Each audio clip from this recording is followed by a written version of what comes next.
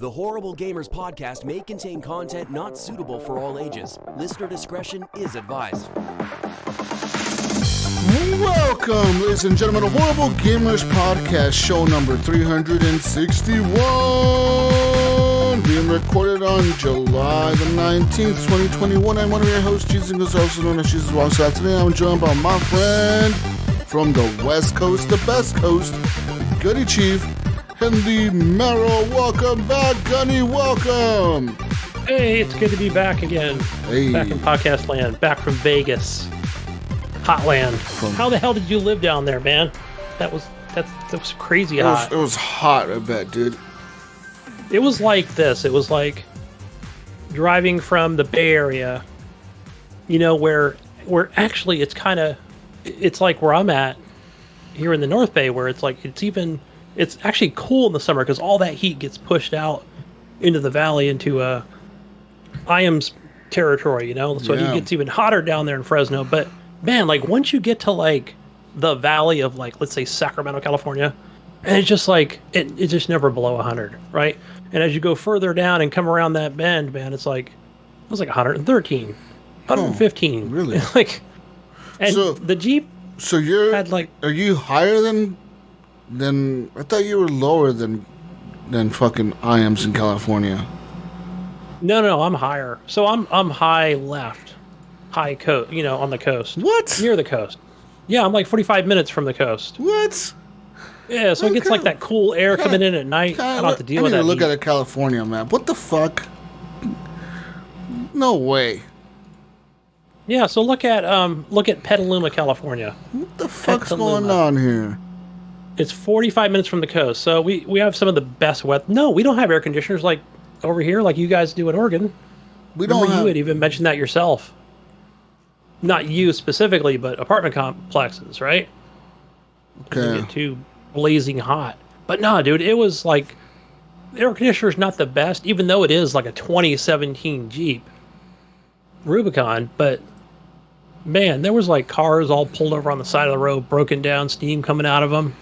Dude, you don't need an AC in a Jeep. You just take the fucking top off and drive that motherfucker with no roof. Yeah, but where do you live? I guess I could have left the roof at home and just drove. Yeah, because it doesn't rain here anymore. It doesn't rain in Vegas, dude. It doesn't rain anywhere in California or even Nevada. Nevada it probably rains, but... Vegas, it'll rain like once or twice a year, and it'll rain for like 2 days straight, and then it'll stop raining for like the entire year. Yeah, I think they had, like, the wife was checking the weather. She goes, after we left, and then like 3 days later, it was like 90 degrees. It was like considered like almost cool for Vegas standards. Wow. Yeah, in the middle, right? Because it's like summer like 105 there. In July like this, they're like it's fucking hot, dude. From May through September, like to October almost. It's fucking hot, like every day. It's just hot. And then at night, the later it gets in the year and the earlier it is, the colder it is at night. So like once it gets to like 10 o'clock, it drops to maybe like 70 degrees, 60. When it's winter time, like in the middle of December or January, then it will drop to like 57, 58. Yeah. It'll get to my temperature. Yeah, it'll get to my July temperatures, right? Yeah, it's fucking hot down there all year, man. And I remember like, fuck, dude, when I was younger, I used to walk to school and shit. And I remember waking up, and then, you know, school would start at like 7 in the morning or whatever. So you're walking to school at like 6:30 in the morning. And man, like, it would be fucking like 85 degrees outside, like at 6 in the morning. You're like, what the fuck? That's crazy. Then it's like 7 o'clock. 6 in the morning, I'm wearing a jacket. Yeah, and then you're walking to school and you're like fucking sweating and shit because it's like fucking 95 degrees outside in the morning. You're like, how the fuck is it 90 degrees or 95? Like, it's fucking like 6:45 right now. What the hell's going on, dude? Yeah, it was pretty bad. It was fucking bad, dude. It was bad. Yeah, but otherwise it was a good trip, man. It was nice. We stayed there 4 days. And, yeah, back home. Just been chilling, man. Like, just playing games, relaxing. It's been good. Nice. That's good. That sounds like a lot of fun, dude.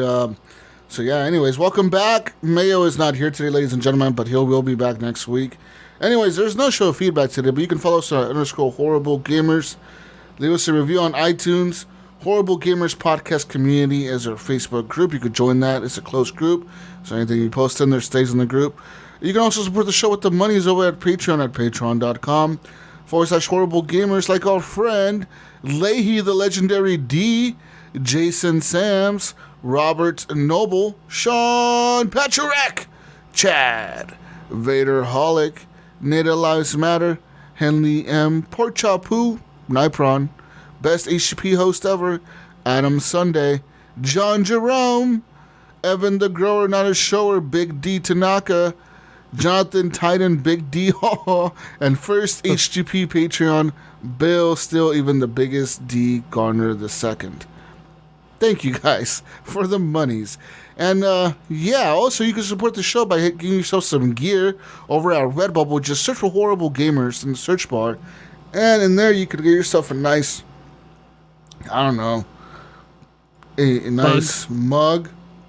If you're down in Vegas, you're going to need several mugs. A water bottle maybe. Get yourself a nice cell phone case. Maybe some wall art. Maybe an acrylic block or some socks. Or I don't know, whatever fancies you. There's a lot of shit there. Just go get yourself something. Go support the show. Get yourself something and look nice. Yeah. And quick shout out to our friend Phantom for the intro and outro music to the podcast. And yeah, let's get talking about video games, Gunny. Video games. We play those. Sometimes. Sometimes we don't. Sometimes we watch movies, right? Sometimes I work. Yeah, that too. That sucks. Sometimes That's how we pay for these things. Yeah. Was it last week? Did I watch The Purge? Did I talk about The Purge last week? I didn't listen to the entire show. I know. Oops. Gunny was with the family, so I was wondering if I did I watch it last week or the week before? I don't remember. But I went to the theaters. I went to the theater and I watched the stupid Purge movie, the new one. And it was how was it? Because the wife said the trailer. We watched the trailer yesterday, and I was like, "You just want to watch it?" And she goes, it looks kind of, I don't know, lame." Pretty much all it is. It's the Purge, so it's pretty stupid in terms of the plot. Of course, another Purge is happening because in this world, the NFFA or whatever got reelected. So the first thing they did when they got reelected was you reinstate the Purge. Of course, you have to do that. And then, so it's about this family, this ranch family, a white family in Texas, who lives on this huge ranch or whatever. And they got these Mexican people that work for them or whatever. They're working as their ranch hands or whatever. And I mean, they're from Mexico, they crossed the border illegally, came into the U.S. or whatever. And they're working for these rich white people or whatever that own this ranch. And pretty much the movie starts off with showing the ranch hands, working for these family or whatever. And the family, one of the guys kind of being racist or whatever towards the Mexican guys working for him or whatever, you know what I mean? He's saying shit like, I don't want my kids to know Spanish. They need to speak English or shit like that. You know what I mean? And Right. Pretty much the Purge starts, and during the Purge, there's this fucking group of people that are Nazis or whatever, and they're in the Purge. They're trying to clean America or whatever. So pretty much they're trying to kill everyone except for white people. The fucking Nazis. It's pretty much what they're trying to do. Purge? Is that what this is? This is the racist purge, yes. They're running around and they're capturing black people and Mexicans and shit. They're fucking killing them all, whatever. Just because they're not white. If you're white, you're safe. But if you're not white, you're not safe. No matter what. So they're just executing people, because this is the purge. You could kill people or whatever. But then the next day when everybody's going home, it shows the Mexicans, because it's there's a, these Mexican family you're following in the movie, and then you're following the white family in the ranch, and it shows the Mexican, because they went to this it's like a safe zone or something. Like they paid this money to this guy to get like to go into like this like warehouse where they were going to be protected by like a bunch of guys with guns and shit. You know what I mean? It's like kind of like a poor man's protection or whatever. You know, like they paid ever like $1,000 or something to go and get protected in this purge house or whatever. So they do, you know, they make it to the night safe. No one breaks in or whatever, which is what you think is going to happen. But no, they make it safe through the night. The purge ends, you know, the sirens go off. And it shows everyone walking home. And it shows, like, you know, like, oh, like the people on the news talking about the purge. And, like, how many people participated. And they're talking about the cleanup process. And, like, it shows this guy on TV talking, like he's on the news. He's a news anchor, right? And he's talking about the purge, and he's like, "Oh yeah, last night the NFFA saw a bunch more participation in the purge or whatever. Now it's time for cleanup or whatever." And it just shows somebody puts a gun to his head and fucking shoots him live on TV. And then it's like, the purge never ended. So I was like, what the fuck? Next thing you know, it's like a bunch of all those crazy guys that were together, the Nazi guys that were trying to fucking clean America or whatever, that's what they called it. Pretty much somehow they all planned this plan across the country to never end the purge. So they were just going to kill everyone except for white people in America until they were done killing everyone but white people. So that's what this movie is about.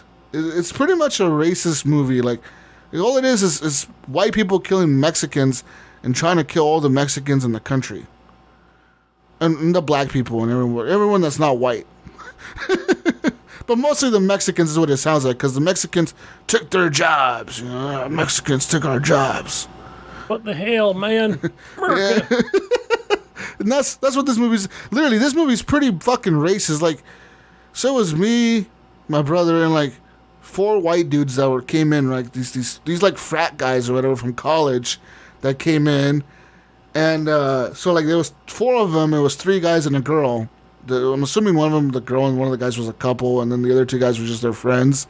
And then like another couple came in, probably like in their mid-30s or 40s or whatever, came in, and they also sat kind of next to us.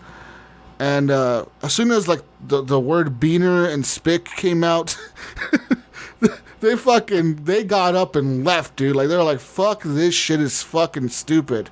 Fuck this racist shit. They straight up left. Yeah, they just left, dude. They just, like, straight up, you just saw them, like, it was, like, the middle of them, like, just fucking get up and leave. And the other, like, the college kids, like, half of them left. The other dude, he turned around and asked me if I heard anything about the movie. I'm like, no, dude, I don't know. I know it's The Purge. I don't know what the fuck it's about. He's like, yeah, I hear it's pretty bad. He's like, but, you know, I don't know. He's like, I just hear it's pretty bad. I'm like, okay, I don't know. I've never seen it, you know? And yeah, it was a pretty stupid fucking movie overall. I mean, it's a Purge movie, but it was really fucking dumb. Like, it was the other Purge movies were kind of dumb. This, like, they didn't know what to do with this one, you know? Like, where do we go? Oh, let's make it about racism. Yeah, that's perfect timing. Yeah, they probably wanted to release it last year, but yeah. This is a better year to release it. Let's make this shit about racism. How about we do that this time around? Yeah, so pretty much in the movie, since the purge is never ending, it turns out that Canada and Mexico, somehow they both agreed to open their borders without any conditions for like 6 hours or something each. And they're going to give refuge to any American citizen that goes to the border, you know what I mean? To hide from the fucking crazy purgers or whatever, you know? Yeah. So it's like, they're like, oh, if you can make it to the border of Mexico or Canada, they'll give you refuge without any questions. And, you know, until the U.S. government regains control or whatever. And so, yeah. And somehow... We're coming up, man. We're coming up to you. Wait, what? Protect us. Oh, yeah. You're kind of cutting out there, Gunny. But yeah, anyways. I said Leahy's going to protect us up in Alberta. I'm going with Big Ryan. Big Ryan over in Ontario? Okay. Ryan, I'm going with Ryan. Yeah, fuck yeah. Anyways, but yeah, this movie's fucking dumb. And then the meeting, like in the whole beginning of the movie, there's like this Native American guy, right? Like on the news, like on CNN and shit. And he's talking about like, the purge is bad, man. Like yeah, all you guys do is breed hate, man. Like, why can't y'all just be happy? And the purge is just nothing but evilness. And like, you guys should not participate in the purge. The purge is bad. And like, who the fuck is this? And then it like showed like his name on the news, like he was supposed to be some big fucking like, I don't know, some dude. He's obviously Native American though, right? And then like somehow during the fucking purge movie, these guys that are leaving to Mexico run into this Native American guy. Somehow they run into him in the fucking middle of nowhere, like in the city of El Paso or something. They run into this guy, and he's like, hey man, the border just closed, but I know a secret way to cross the border. Me and my peoples use this fucking trail or whatever, you know, that the American government couldn't build a wall over the mountain, so we used this secret trail. And yeah, I could show you, man. So they got this like Indian Native American guy just fucking escorting all these white people to safety. And then he defends them from the other crazy white people that are chasing them. Yeah. Oh, because I didn't tell you that the ranch hands saved the white family. So the white family all of a sudden is not racist anymore because they got saved by their Mexican workers. You know, because the Forever Purge started the next day after the purge was over. So the Mexican guys were just going to work. And one of the other white guys that was one of the other ranch hands or whatever, he was part of the crazy Nazi motherfuckers or whatever, you know. So his plan was, I'm going to kill my rich boss and take over his land. So that was his plan. His plan of like cleaning America or whatever was killing his boss because his boss was rich and white. And also because his boss hired Mexicans. He was like, I don't like you because you hired Mexicans and because you're rich and fuck you because you're rich. Pretty much. You know what I mean? Yeah. So yeah, it was a weird it was a real like, so like, and then like, in the entire movie, like it shows like the American government or like whatever, I'm sure it's the American government, the NFFA or whatever, deploying like the fucking military into the cities or whatever. And somehow, like, the fucking crazy Nazi dudes, somehow they defeated the military. I'm like, how? Yeah, right. We didn't see this last year with the good old boys when they came up to the Capitol building, did we? Like, how the fuck do you do? How do you defeat the military? You just don't defeat the U.S. military. Like, there's no... In my head, there's just no fucking logical way that a bunch of crazy fucks with, like, fucking AR-15s and shit are gonna defeat a fucking National Guard platoon with fucking tanks and helicopters and jets and fucking drones and shit. You know what I mean? Yeah, right. You got thermal scopes and snipers. How are you gonna defeat a tank, Gunny? Okay, tell me. You're a civilian fighting a war. How are you gonna defeat a tank? Yeah, that's not going to happen. I'm going to go run and hide from that thing, like I would do in Battlefield. There's a fucking... shit, tank, guy behind the building. There's an Abrams tank coming at you. What are you going to do? Park a semi-truck in front of it? Okay, that might slow it down for like, I don't know, 10 seconds that it takes for it to run through it. You know what I mean? Like, what the fuck? Yeah, or even like a, one of those Black Hawk helicopters. Like, yeah, you're not going to get away from that thing. No. Not going to happen. No. Yeah, but somehow in this movie, the Nazis attack the military base and the military withdraws from Texas because they're like, we can't defeat these guys. They've taken over. This would never happen in real life, but I guess you never know, right, Gunny? You never know. If people are crazy enough, I guess. If I can tie this into video games, look, State of Decay, maybe, Then again, why wasn't there tanks in that game? Interesting. That's the first thing the military would use against zombies is a tank. I would. That's what I would use.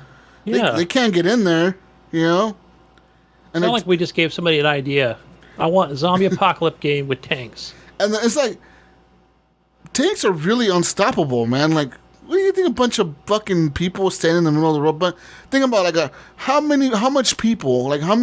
zombies do you think it would take to slow down a tank? To like really stop it in its tracks, like it cannot go forward or backwards?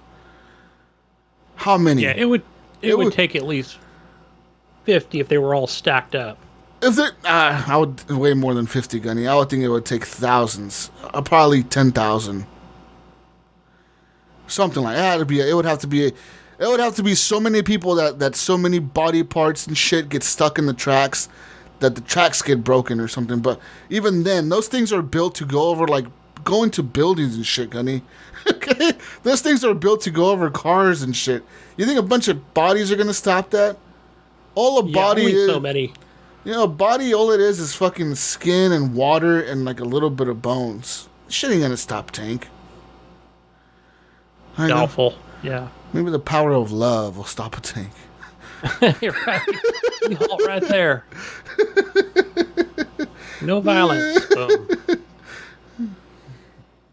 But yeah, it was pretty stupid. All right, but I watched it. I like The Last Purge. The last movie was really good. Which was the last one? I thought the last one that I saw was. What's the last one? When they go, the guy he's not like, I don't think he's super rich, but he had like all the cameras and alarms on his house, and he had his family, and he puts the house in lockdown mode, like all the windows get. Oh, that's the first Purge. That's the first one, Gunny. Damn. Okay, I'm a little behind. You're a little behind. Okay, the second one is about this. The second one's about it. It's like I think that one was based in like New York or something. But this is like that was the second movie is the first Purge, where like they're kind of testing the Purge out. So they're kind of like doing it in like some part of New York, some island or something, where they're gonna quarantine the island. And they're paying the people like, hey, Gunny, okay, you live in this island, right? And Gunny, the government comes to your door and they tell you, hey, Gunny, okay, we know your house is in this island that's going to be purged. So we're here to offer you a $10,000 check for you to stay on the island during the purge. Are you taking it, Gunny? 10,000. I don't know. You know, if I have a good fortified home, I'd stay. For 12 hours, nothing can stop the crime. So yeah, that's the second movie. That one was actually pretty good because it kind of shows how they kind of manipulated it. You know what I mean? Like they actually sent like people out with guns themselves, and like they actually sent like a fucking paramilitary group in to like kill people and shit. You know, like the government manipulated the purge to make it seem like more people were participating than it really was. Because at first, all it was a bunch of people just partying. You know what I mean? Yeah. Like everyone was just getting high and drinking and shit, but they actually let out like a few psychopaths from like the prison and shit, and like into that part and told them go kill people. Like it's cool, you can kill whoever you want. You're not gonna get in trouble. Just go kill as many people as you want. And some of those crazy fucks were like, hell yeah, you know, like I want to kill everyone. Right. Yeah, and they released these people to like different parts of the city or whatever, and so that was the second movie, and then. The show is actually pretty good. I actually watched the TV show on whatever channel it's on. But I watched it on Hulu, I think. And the show is actually pretty good. Yeah. Yeah, the first season is pretty good. Okay, I didn't know there was a show on it, based on it. Yeah, there's a show based on it. And yeah, that was just pretty good, actually. Because the first season... It's about like this whole lady and her boss or whatever, and all this shit going on between her boss and like her workers and her coworkers and shit. And then there's another season about this guy and his sister and him trying to like protect his sister, and his sister goes off or whatever, like does some crazy shit, and they're all fucking. He's trying to like find her during the whole night. It's a pretty cool show. Enough purge talk. You know what I did see, Jesus? Since you saw a movie, I saw a movie. It was The Quiet Place 2. Oh, how was that? Well, I thought it was really good. It was pretty much action, and the story kept going the entire time. Wow. I really enjoyed it. I think you'll like it. Nice. Yeah, I'm gonna have to check that one out too, because I really liked the first one. I'll have to check out the second one. I can easily tell, like, from watching that first one to the second one, that I can tell with the second one where I'm like, oh, okay, I can kind of see how this would have been in like a really good book to listen to on Audible. I don't know if those exist, but or if that book exists, but I can easily tell it was the way it was written. It was written really well. Yeah. And yeah, I recommend it. Good ending. Nice. But yeah, besides all that, what else have I done this week? So I watched that and did all that. Oh, so I did play some games, Gunny. Of course, last week we talked about how on Tuesday that new Red Dead Redemption 2 Blood Money update was coming out. I, of course, went and downloaded that the day it came out. Pretty good. It's a pretty good update. So, pretty much they've added some heist missions to the online mode. These heist missions consist of either like, all right, first mission, you're going to go and interrogate this guy. So you go and beat him up or whatever. And then you got to go attack this group of people, take whatever map or something they have, bring it back, and then come back for the next part. Then you like wait a little bit, then you have to go back, and then you get the next mission. It's like, oh, now you got to go fucking do whatever and kidnap these people or whatever. And then question them. So you go do that part, and then the next person's like, okay, now you gotta go rob this fucking farmhouse or whatever. There's a Capitale there. And you go. Capitale. You go there and you go rob some Capitale. Yeah. And yeah, and then pretty much that's the entire fucking base of that is you go through, you do the missions, you get some Capitale. And then the Capitale is used to actually do bigger heists. So you have to have so much Capitale to use to like enable these larger heists. And we actually ended up meeting this guy named George H. Wells. Okay, that was his rock star name was George H. Wells, and he had a mic, and we had a mic, because we're on Discord. But we started talking to him via game. We all got into game chat, and we all started running missions together. Me, him, Brink, and Leahy, and pretty much we ran missions for like a good solid hour or two, more even. And we ended up doing one of those big heist missions, and we died a lot. I mean, it's just people kept fucking up, like first we didn't know what we were doing, so we just got in there, and then we all died or whatever. Train took off on us. We couldn't catch up to it. We all fucking got killed. And then the second time, okay, we figured out, okay, we could get on the train by doing this, but then people were dying because they were trying to jump on the train while it was moving, and it was killing them. So it was like 1,000 cops there. It was pretty bad. So then we ended up finally figuring it out, and then we got to a point where we died, but someone had grabbed the bag of money and taken off stuff at the train, and that triggered like a new checkpoint for us. So instead of restarting the mission, we triggered a checkpoint, and boom, we started at the checkpoint. The checkpoint was pretty much like, oh, escort this guy with the Capitale to the safe house or whatever. So you run with this guy. There's cops spawning everywhere in the trees and shit. And you got to kill him. And then you get to the safe house. And then you earn some Capitale. And then that's it. Yeah, pretty much. Blood money. Yeah, these missions, they don't pay a lot to some people. But for some people, they pay a lot more. Like, for example, that one mission we did with that George H. Wells, that super long mission. That mission actually paid us, well, I earned like $150 off of it, $125 off of it. Where, whatchamacallit, like Brink got like $15. So I don't know how the fuck did Brink only get $15 and I got like 100 and something or whatever. So I don't know how that works. Were you the posse leader or no? How does that are there booster packs in this game? Is that a possibility too? I thought of. No, I don't know. I don't know. Get extra cash or extra XP or. I don't fucking know. Maybe. I don't know. I know I bought a season pass battle thingy. That may be why. But even then, that makes sense because I think Leahy? I think I was playing with him as well, and you weren't on at the time because I know when I came back from vacation, I had just bought this online, the online version on Steam for $10. Yeah. So it's funny, it uses the launcher, but the launcher it's $20. So just go buy it on Steam. And of course I own it on Xbox, but just the online edition's $10. Well worth it for sure. Getting all those frames, man. Definitely. So I went to like a best settings things, Jesus, and they had I haven't really tested it out for all different times of the day, but I was getting, like, if I just started it up vanilla, I was only getting like 47 frames on a 1070 Ti without overclocking or anything. But I did get it up to, it runs between that 59 and 65 or something. So, a lot better than 47. In 1440p. So Yeah. it definitely, even my son's like, oh man, that looks kind of real. Like when you're playing that versus an Xbox version on, a big TV, definitely see that double frames from a 30 to 60. Yeah, yeah, so pretty much what happened, yeah, I've been playing with DLSS performance mode.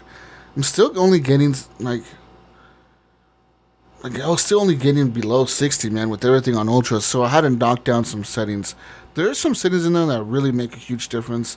Reflection qualities, water reflections, a few other ones. I didn't knock down the textures, but I knocked down a few of the other settings, like not long shadows, but shadow detail, and some of the grass detail, some of the shit like that. I had to knock down just a little bit, and once I did that, like my performance went from being below 60 FPS, like at 55, to above 60, like well above. So I'm like usually hovering around anywhere between 80 to 110 FPS.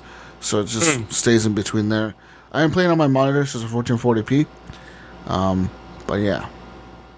Yeah, it's talking about an update that actually came out, I think, was it yesterday or today? For DLSS. Talks about the game Ready Driver provides support for the newest title updates, including the latest game updates for Red Dead Redemption 2 and Chernobyl Lite, which introduces NVIDIA DLSS technology. There's probably some more gritty details in here on Red Dead Redemption 2, but yeah, check your update. Check your NVIDIA drivers. But yeah, besides all that, so yeah, I gotta check that. But anyways, so I play a lot of that shit. So Red Dead Redemption 2 has been a blast. I feel like I'm going through the Battle Pass thing or whatever the fuck it's called. I think it's called a Criminal Pass. Going through all that pretty quickly. I'm on level 15 already, and it's only 25 levels. So nice. And getting up there. It costs 25 gold bars to get, but you actually get them all back if you complete it. So it's one of those situations where, hey, you got to pay this much to get in, but we'll give you that back if you complete it or whatever. That's cool. It has to be completed before August 9th, I believe. That's when the shit will reset or something, and they'll add a new one, or I don't know what they're going to do. But anyways, played some Red Dead Redemption 2. Haven't played any more of Ratchet & Clank or Mass Effect. I haven't really touched my PS5 this week, but I actually went and played... what else? I actually played Doki Doki Literature Club. Yeah, you did. You streamed some of that, too. I did stream some of it. I streamed it on the Discord, so I was playing in the general chat, and I pretty much fucking just streamed it there. And, yeah, Doki Doki Literature Club. What did you think, huh? What did you think? It seemed like you were having a blast with what you were playing. It's not a... What is it? It's not really... It's a text adventure? I don't know. What is this? It's not really like a fucking game. It's just like, well, whatever, dude. Like you fucking... I don't know, man. You whatever. You fucking... You play it. Right. But you don't just really go through play it. the story, right? Click. A lot of clicking enter. Is that... I mean, is that what I'm getting from this? And then... there were some choices to make. Or was it just a sequence of choices so far? See, that's what I'm not 100% sure on. I mean, I know that you're reading the whole time, so you're just reading what's going on. It's pretty much a story about you being in high school and your friend, she's whatever, some anime-looking girl. She's your like best friend, childhood friend or something, and she's going to school with you, and starts off when you guys are already in school. You're like senior year in high school or something. It is high school, I think. And yes. Yeah, she's wanting you to join this club because she says that you're too antisocial and too you stay indoors too much. You're pretty much like a fucking gamer or something. I don't know, right? You're some fucking You're a nerd. dweeb. You're a fucking nerd that stays home too much. So Plays video games in your mom's basement. yes, you're playing video games in your mom's basement. You're staying home too much, and she's like, "Bitch, I need you to join this motherfucking club with me."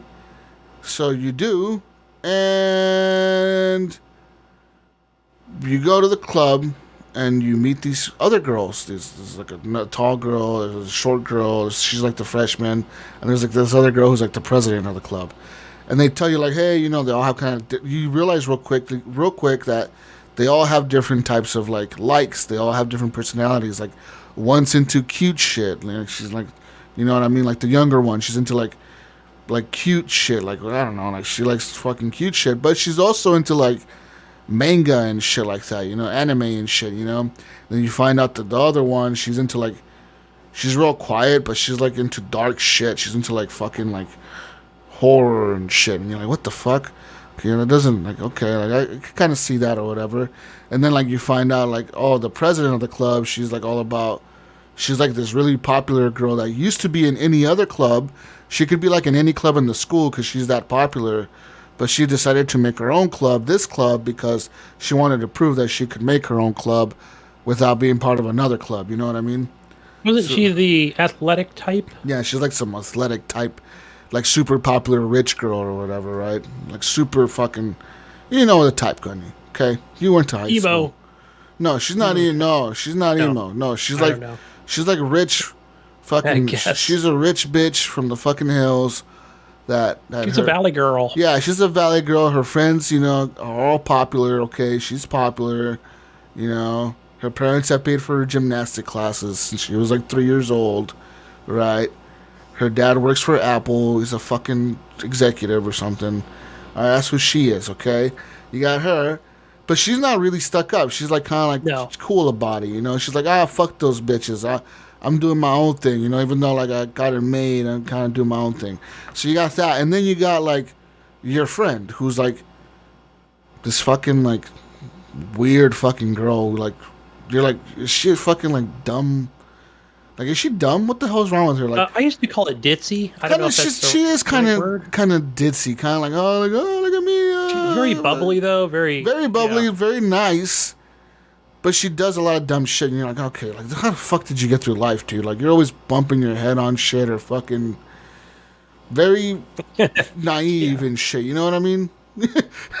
Yeah, that's the way to put it. Yeah, she's very naive. She doesn't realize like in the game, a lot of situations you're put into a lot of situations with her where like you're flirting with her. Or it's almost like the two characters are flirting, and you're reading this and you're like, okay, like normal people don't fucking do this. Like, what the hell are they flirting with each other? What the hell's going on here? Like, because there's the whole sequence in the game where there's not a sequence. You don't really do anything. You're just reading about it, but you're standing with her in a class in the fucking, you know, at the club or whatever after school, because all this happens after school.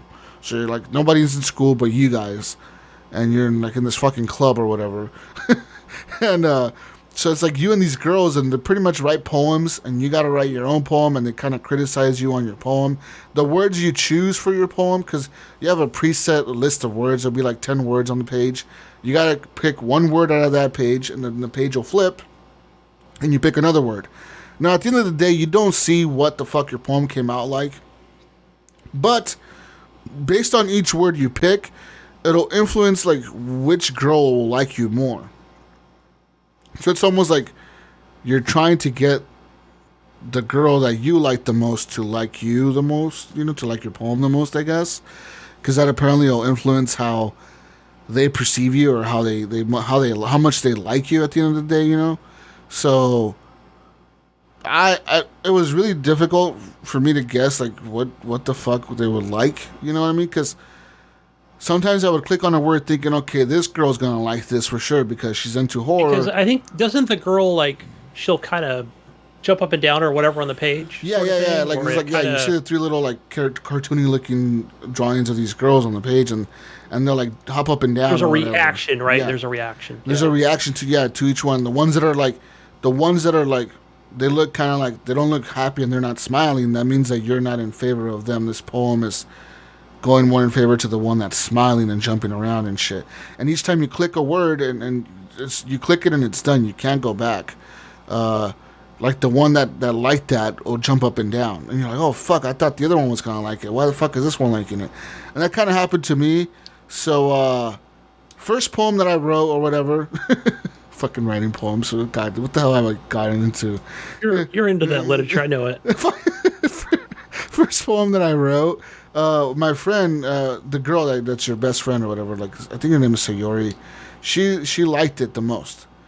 So then, you go back to class the next day or to club or whatever, and you show them the poem, and you got to click, okay, who do you want to show the poem to first? So they have a list of the girls' names, and you pick one, and they all judge you based on your poem. And obviously the girls that do not like the words you picked because they don't like them, they'll kind of criticize it for real. They'll be like, oh, this shit lacks fucking composure. Like, doesn't make any fucking sense. You suck at writing poems. This is fucking trash. Kill yourself. And then these other fucking... They don't say that, but, The next girl will be like, oh, like, this kind of is really good. This other girl will be like, oh, no. Then Sayori will be like, oh, this is amazing. The best fucking poem I ever read. I love it. And you're like, oh, well, no shit, because you obviously like the shit that I picked in it. But that's how it goes. So far, I'm about, I want to say 85 minutes into it. So about an hour and a half into it. It's about 4 to 8 hours long. Okay, I don't want any spoilers. I know that people have beaten it around in the community, and they're saying that it really, like Nipon says, it really has fucked with them.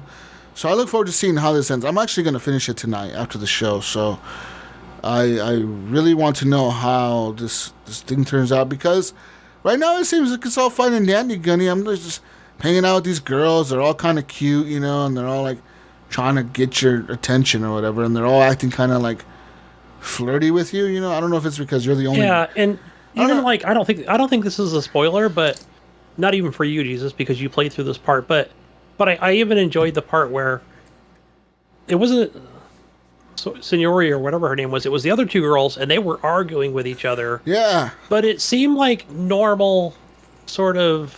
Like, like real life arguments. You're like, what the fuck? Like girls would yeah, like they would do in real life. Girls. Yes, exactly. Like the writing is actually really well done, and like I know it's just reading, and you're just reading the story. This game is actually written really, really well. Like the perspective that they put you in, even when you're in the awkward situations, you're like, fuck, should I have done that? Like. Your character tells himself, man, should I really have done that? Or is this girl flirty with me? Or like did I, like, what do I do now? Like, do I flirt back with her? Do I, and like sometimes your character will flirt back with him, or sometimes, like shit like that is going on. I think I like the direction of this game because there is no other thing to sidetrack you in this game. You don't talk in a third person way. It's all sort of direct. I like that. It's cool. I enjoy what I watch. Yeah, and it's very bubbly music. Like I'm having a blast here. Like I'm just chilling with my friends at the club. They're all hot, and even like your character says that, like, okay, I'm not really into literature, but like when else am I gonna get a chance to hang out with like 4 hot girls? And there's no other guys around to compete with me. You know what I mean? Like, when the fuck is that ever gonna happen to me in my life? You know what I mean? Like, there's no other guys around, and it's me and 4 hot girls, and they all want my attention. Never, dude. Yeah. Get the fuck in there. I would have joined that club in high school for sure. You know what I mean? Right. You're gonna have your best chum coming over, Jesus. Get me in this club, Jesus. Huh? Fuck you, What's man. It gonna take, man. Club is full, buddy. Yeah. Fucking your best buddy Mayo trying to get in the club. Your friend Signori, huh? She's hot, bro. Get me in that club. Fucking have my friend Mayo showing up with this Camaro trying to get in the club. Like, sorry, Mayo, I can't let you in the club, Mayo. Mayo, come over there. I read a book once. I like poems. I always wanted to do that, ladies. You want to ride in my car? You want to ride? Mm-hmm. Uh-huh. pulling up in the fucking Camaro trying to one-up me and shit, bro. No, see, I ain't doing that, man. I ain't letting my friends in the club. These girls are all for me, okay? They're all gonna be grabbing my attention, Gunny. God damn it, you, okay? They're gonna be fighting, arguing over you. Yes, just you. You gotta write the poems to make them all like you. Okay, I gotta adjust my poem writing here to make them all like me. Okay? But it's really weird because, like, the girls that can like you, it's only the three other girls. The president chick, the popular one, she's not on the list of liking you. Like, when you're writing the poem, she's not on the page. It's only the three other characters that are on the page that you can see jumping up and down. So I'm assuming with her, it's like she's like off the books or something. I don't know. You know, like she's off limits. I don't understand that part. Because it's like, okay, you guys are all in the same fucking school. You're all in the same grade. What's going on here? You know what I mean? Like, just because she's the president, you can't mess with her or something? I don't know. Like, I don't understand, Gunny.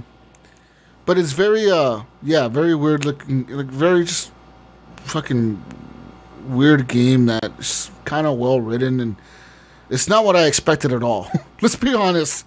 It is not what I expected when I heard Doki Doki Literature Club. I was like, okay, I don't really know what to expect, but I wasn't expecting this, and I'm kind of am liking the story, okay?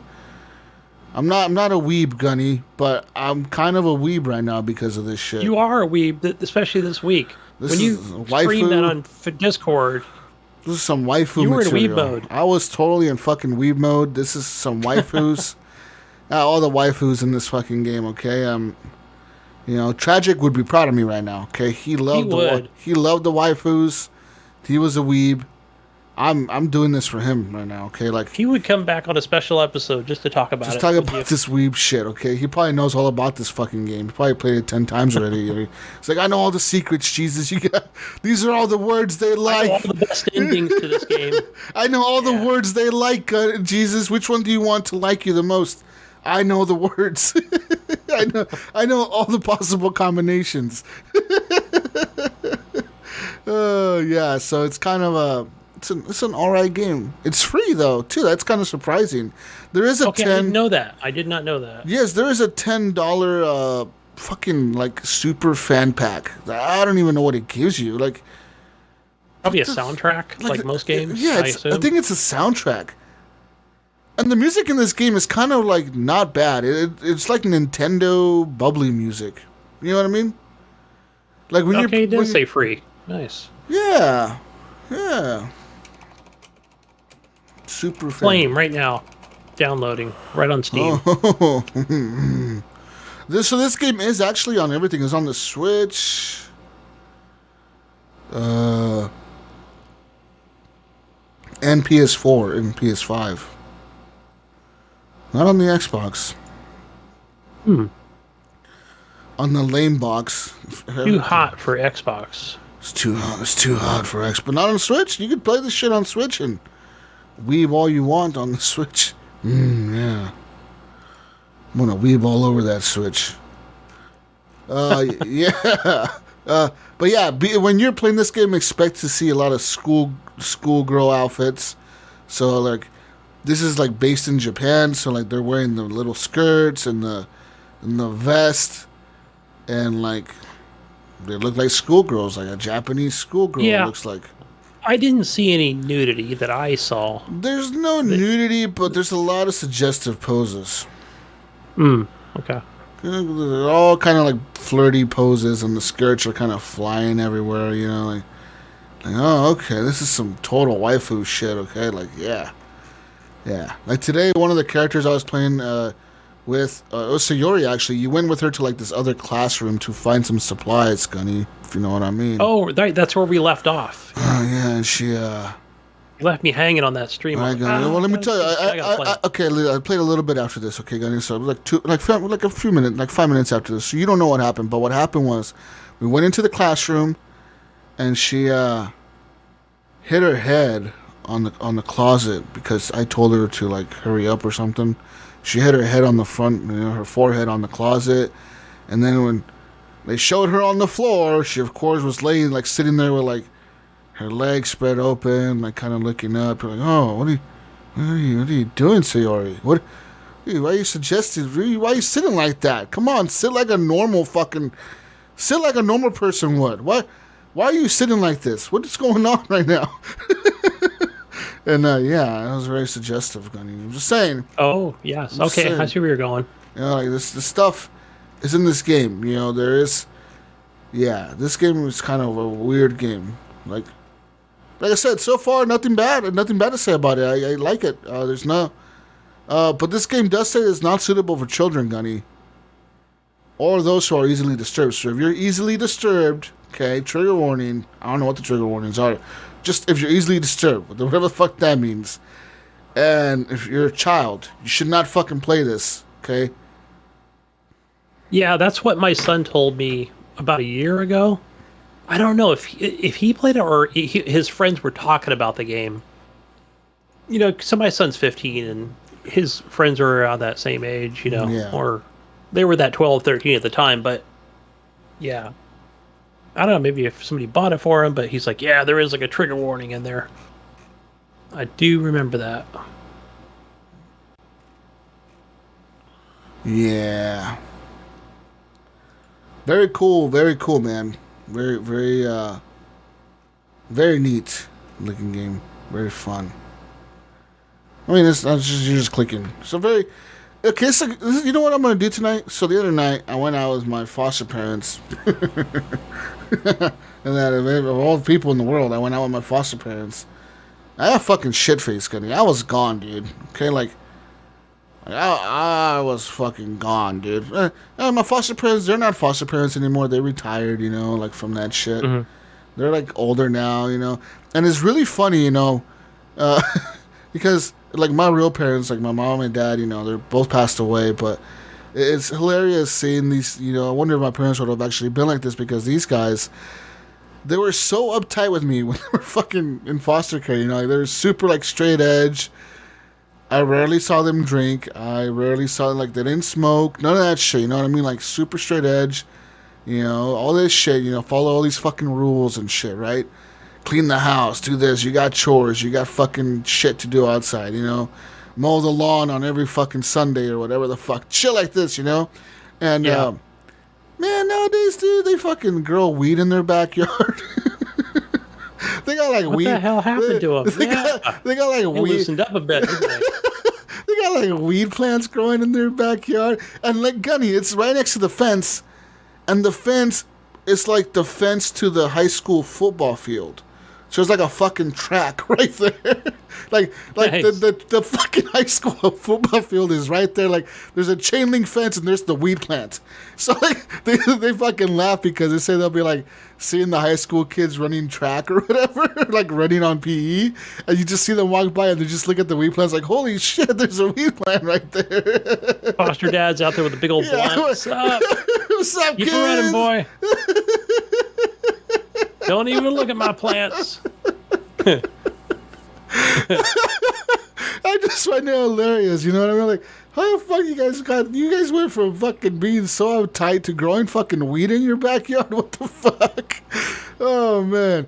It's hilarious. And then, like, they're just super chill now, you know what I mean? Like, super laid back and super, like, whatever the fuck, you know? I don't give a shit, you know? like you want to drink, the other day I showed up, like, you want a beer? And they gave me a beer, right? We start off with that. And then, like, you know, I was just visiting, you know? And when some of their friends showed up, and these are people that I haven't seen in, like, since I lived with them, like, 11 years ago, you know? I'm like, oh, fuck, Jesus, you know? They're like, oh, wow, how you been, you know? And they're, like, friends of the family, so they stayed friends, I guess, for this whole time. And, like, they became, like, best friends now and shit. And, like, they're like, oh, you guys want to go out to dinner? Let's go to this fucking, like, it's like a cider house restaurant place. So then we go, right? And it's like 7:30, and then, man, like, we have to wait like half an hour. But as soon as we get there, the waiter recognizes them because they apparently go there like every other day. Right? This is what old people do, Gunny. They go to the same fucking cider house every other day, and like they drink and shit. So like this dude, literally, we're not even sitting down yet, and he's coming out with like the drinks. And like he knows what they want. He's like, okay, this is for you, this is for you. And then they introduce me to him, and then I give him a fucking IPA, or then they start me off with an IPA. So we're sitting there, we're waiting. So while we're waiting, I drink that. We get seated. I switch over to some ciders that they have no, I get another IPA, finish that, and then I switch over to a cider during my meal. You know, like, okay, I'm gonna drink a cider. And then they convinced the waiter that it's my birthday, and I told them my birthday was like a month ago, dude. Yeah. And they're like, no. They're like, it's his fucking birthday. They're all fucking being, you know, they're like being super loud and not like a fucking like rambunctious. Like, they're just like, we're like the loudest table in the fucking place. You know what I mean? Like, we're just laughing, fucking having a blast, and we're all drinking and shit. And so, what happens when the waiter, like, he's like, is it really your birthday? And I was like, well, it was like a month ago, you know, but they're just giving you shit. Like, don't worry about it. Well, he comes out with like a double shot of Patron and shit. He's like, here you go. Totally. Happy birthday. I'm like, holy fuck, okay.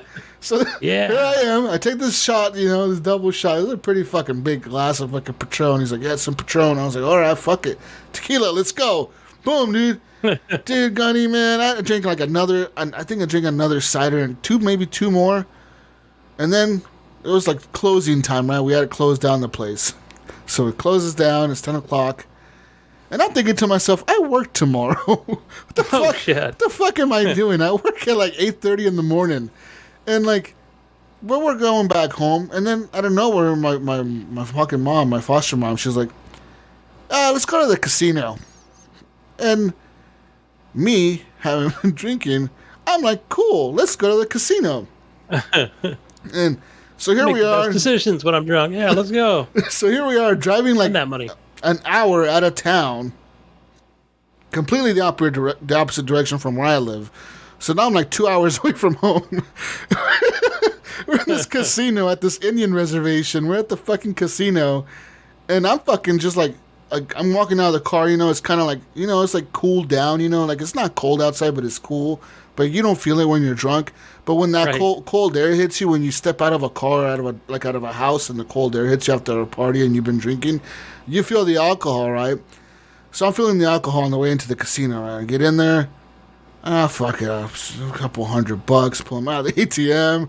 I go gamble. I win a couple $100 on my first $20. I lose it all, and then I proceed to lose the rest of my money. And I'm like, God damn it! I fucking lost all my money. What the fuck? I lost this all. It's been like fucking an hour, and I lost all this money. What the fuck happened? So, like, I'm like, whatever. Fuck this shit. I'm not losing any more money. And I'm like, okay, just maybe 20 more bucks. So I go pull 20 more bucks out. I lose that pretty quickly, like in fucking 5 minutes. I'm like fucking like. What drunk. do you play now? Are you playing nickels, quarters? What's your poison? I'm playing whatever. I'm just drunk. I'm just fucking walking up to a machine, putting a $12 bill in. I'm like, fucking 20 lines. Press the button. It's spinning. It's do-do-do-do-do, just making all this fucking noise. It's all made by Konami. All these machines are Konami made. Yeah. I'm looking at the. They said fuck video games, huh? They all look like video games. Like all these screens are like huge screens. You know, like literally, like there's like a few. There were a few machines that were like those, like old school, like pull the reel and the reel spins or whatever. There's a few of those in there, but literally, I would say like probably 90% of the machines in this casino are like these huge fucking TV screens. Like I'm talking these big fucking screens, and like just like fucking everything's made by Konami. All of them were made by Konami, and they're all like. Isn't it Bali, Konami? Yeah, those guys. And I know because I was in the casino, and everything's like it's like they're like video games nowadays. You know, almost.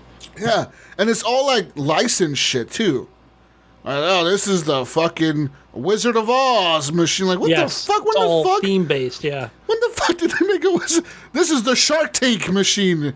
Like, what the fuck? The Shark Tank? I watched Shark Tank. Let's play that one. You know what I mean? Yeah. This is the fucking. They even had like just random. Like they have different fucking machines, but they're all based on like something like you knew, like a Johnny Cash. This is his machine. I played the lamest one, Jesus. I played the lamest one. While I was in Vegas, it was like the Dierks Bentley machine, this country singer. Yeah, it was like they had a bunch of those. When you got all the fucking fruit or the sevens or whatever, it was doing that thing, redneck. You're like, okay. And then it's talking about, you want to change the song, you just change the song. You know, like, yeah, it was like trying to keep me hooked, you know?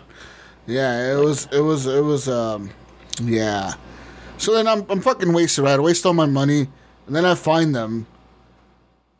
And then of course, my foster mom, she was like, "Oh, I'm not done gambling yet." I'm like, "Okay, well then, all right, we'll just wait for you." So where do we wait at the bar? Oh, best place to wait. Good choice. So next thing you know, we're at the bar, right? And we're just ordering beers and we're drinking, and man, I don't know how much time passed, but now it's like 1:30 in the morning, and I realized, holy fuck, I gotta be at work in like 7 hours. So I told my dad, I'm like, yo, dude, I gotta go home. Like, okay, dude. I got into their car because they were driving.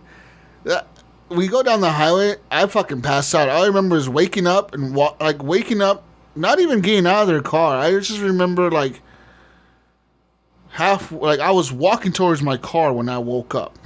Okay, I'm walking towards my car, and my dad is like, "Yo, I'm gonna drive you home, dude. You're fucking wasted." I'm like, "Cool, okay," and like. All I remember is I had this growler with me because I bought this fucking growler at the cider house, like this fucking big ass growler thing. I bought it at the cider house because the fucking cider was good. I was like, "Fuck yeah, I want a growler," so I bought it. And I carrying this fucking growler with me, dude. I get in the passenger seat and I put on my seatbelt and I just. All I remember is he took a left turn, and all I remember is waking up and being in my driveway, like pulling into my house. And I'm like, "What the fuck?" And he's like, "This is where you live, right?" I'm like, "Yeah." Because they never been to my house. I'm like, how the fuck did he find my house, dude? I don't even know. I don't even know how he found it. You pulled your driver's license out of your back pocket. Aha. I don't know how. Could have robbed you, man. I don't even know how he found it, dude. Like, he found my house somehow. I have no idea how he found it, but he said that I was pretty fucking drunk. He was like, "Dude, you were snoring so loud." He's like, "You were just fucking snoring." He's like, "We take a video of you snoring." I'm like, "You motherfuckers." they're like, you would like snore and then you would stop and then you fucking keep snoring and then you were just snoring like a motherfucker, just passed out. And then in the car, he said in the car, I like hit him twice. I tried to like hit him. I'm like, "What the fuck?" He's like, "Yeah." He's like, "I don't know." He's like, all of a sudden you would just twitch and like fucking hit me. I'm like, "What the fuck?" He's like, "Yeah." He's like, he's like, "You did that shit twice." I was like, "What the fuck are you doing?"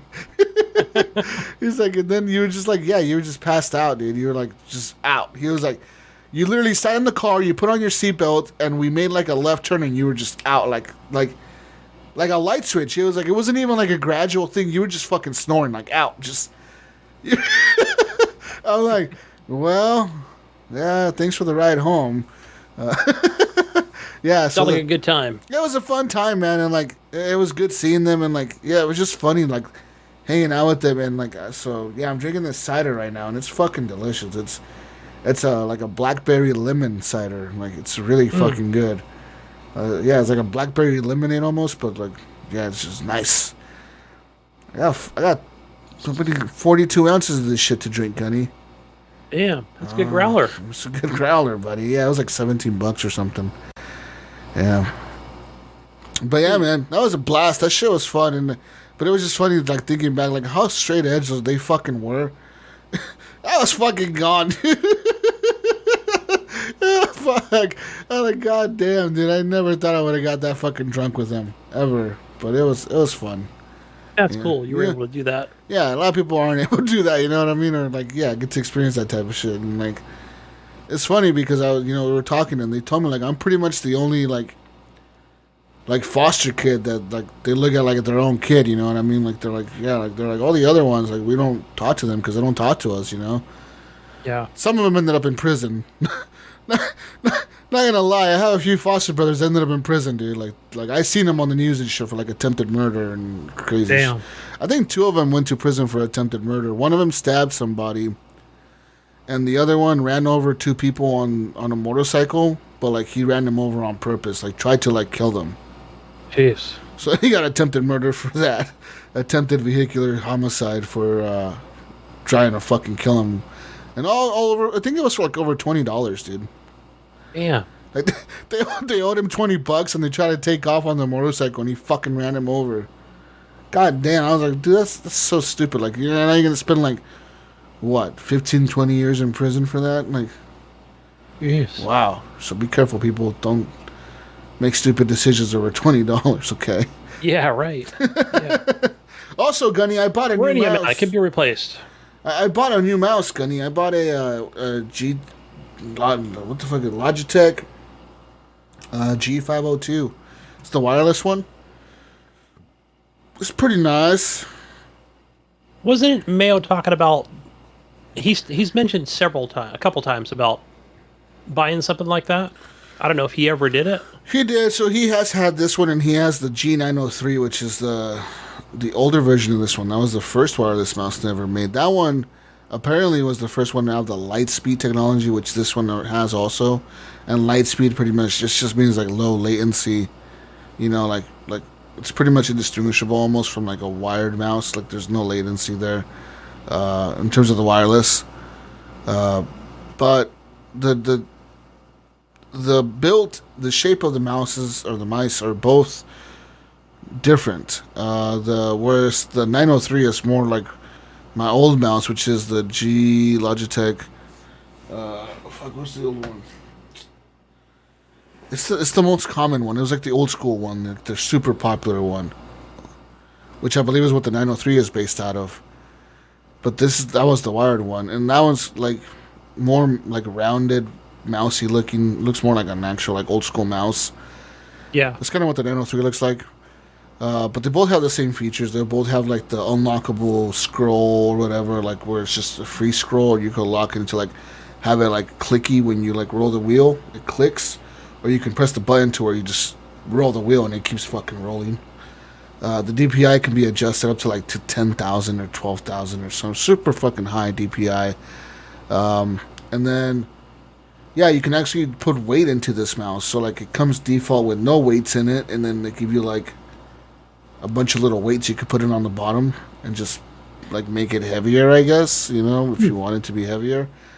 I added a couple weights to it. It feels nice at this point. Like it doesn't feel like it's gonna like fucking fly everywhere, you know, like feel pretty good about it, you know. I used to. Yeah, that's cool. I've never heard of that. Putting weights or a mouse that has that option. That's cool.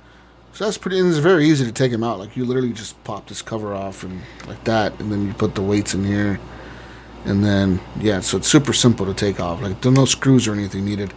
What else? It's a pretty nice little mouse. It comes, with the wired, and if you need to charge it, you just plug it in, and then it works like a wired mouse while you're charging it. It is a Logitech, so it has RGB features with it. The problem is that I'm finding right now is that there's a big problem with my PC, Gunny. So I have a Corsair keyboard, a Logitech mouse, an Asus motherboard, what else? What the fuck is that? A fucking EVGA fucking graphics card, right? Like, everything is different brands. So the RGB is all controlled by different shit. So the RGB in my case is controlled by the software for my case, the NXT software or whatever. The RGB for the mouse is controlled by the fucking Logitech G-Hub fucking software. The RGB for my keyboard is controlled by Corsair's IQ bullshit. The RGB, because my motherboard actually has RGB, it's an Asus, what the fuck is it? Whatever, the one that supports the fucking new Ryzen cards or whatever, the chips. That one has RGB on it. It's all controlled by different shit, and it's really difficult. I was trying to make everything red and white, and I finally got the keyboard red and white. So I got the keyboard, it flashes red and white, and I got the WASD in blue. And I finally got the mouse to have it because they have the logo in white, and then whenever audio comes in, so when you talk, it'll flash red every time noise comes through, the mouse will the logo will flash on it. And then I got my fucking case to go red and white, and then I got my graphics card to flash red and white, kind of at the same speed that the case is flashing. But my cooler was being a little bitch. So I had the Wraith Prism, right, the cooler. Yeah. And so they have LEDs on the ring, and they have LEDs in the fan. So I could get the fan to change color to white and red, but I couldn't figure out how to change the ring. The ring was just like a rainbow bullshit. It was flashing purple It would go purple, green, red, orange, blue, orange, red, pink. It would just go different colors, right? Constantly. There's no custom color option, or it didn't work? Well, I downloaded the stupid AMD Wraith Prism software, and it said, your shit's not connected. Please connect a compatible cooler. And I'm like, okay, it's connected, you fucking shit. So, me and my infinite wisdom and infinite genius last night, I was playing with Leahy. Well, I wasn't really playing, but I was on Discord with Leahy, and I was trying to fuck with this, right? So, while my computer was on, I very smartly decided to unplug my cooler. So I just pulled the wire because I was fucking pissed. I'm like, I'm gonna replug this motherfucker in to see if it works, you know. It said plug it in, so I was like, okay, maybe if I plug it into this other slot, it'll work. So I did that, and then it didn't work. So then I plugged it back into the old slot, and you know what happened, Gunny? It wouldn't turn back on. Uh-oh. So then I'm sitting there, okay, I'm like, okay, I gotta restart my PC, right? I gotta restart it, right? Like, it's just freaking out a little bit because I unplugged it. So let's just restart. And I'm starting to smell like some burning smell coming from the fucking computer because I have the case open, obviously. So I'm like, oh shit, starting to smell like some burning coming. I'm like, what the fuck is burning in there? My fucking CPU. It's like getting inside the engine when the car's running. Start move. Okay, guys. So then I turned off my PC, right? Emergency mode. Shut this fucker down. Hit the switch. Shut it down. Replug everything back in. Looks normal. Okay. Burning smell kind of went away. No? Cool. Okay, we're good. Launch the PC. Okay, now the red light flash is on, but the fan isn't spinning. So the computer launches. First thing that comes up and it says, hey, CPU fan error. Please go into your BIOS to check your fan settings.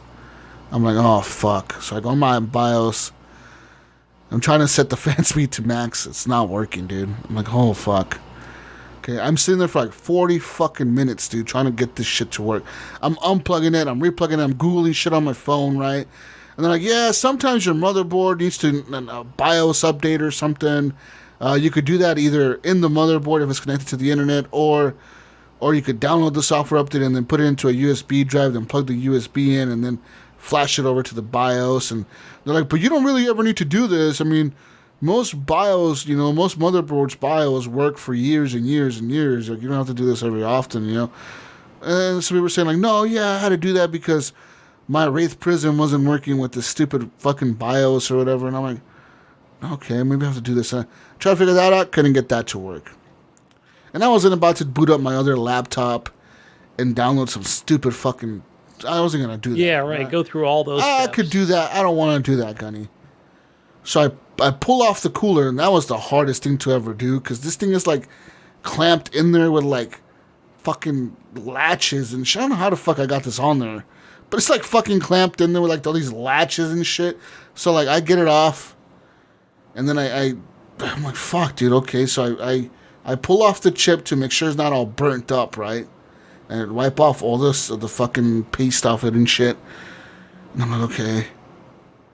Okay. So I you know what? I repaste it, put it all back in.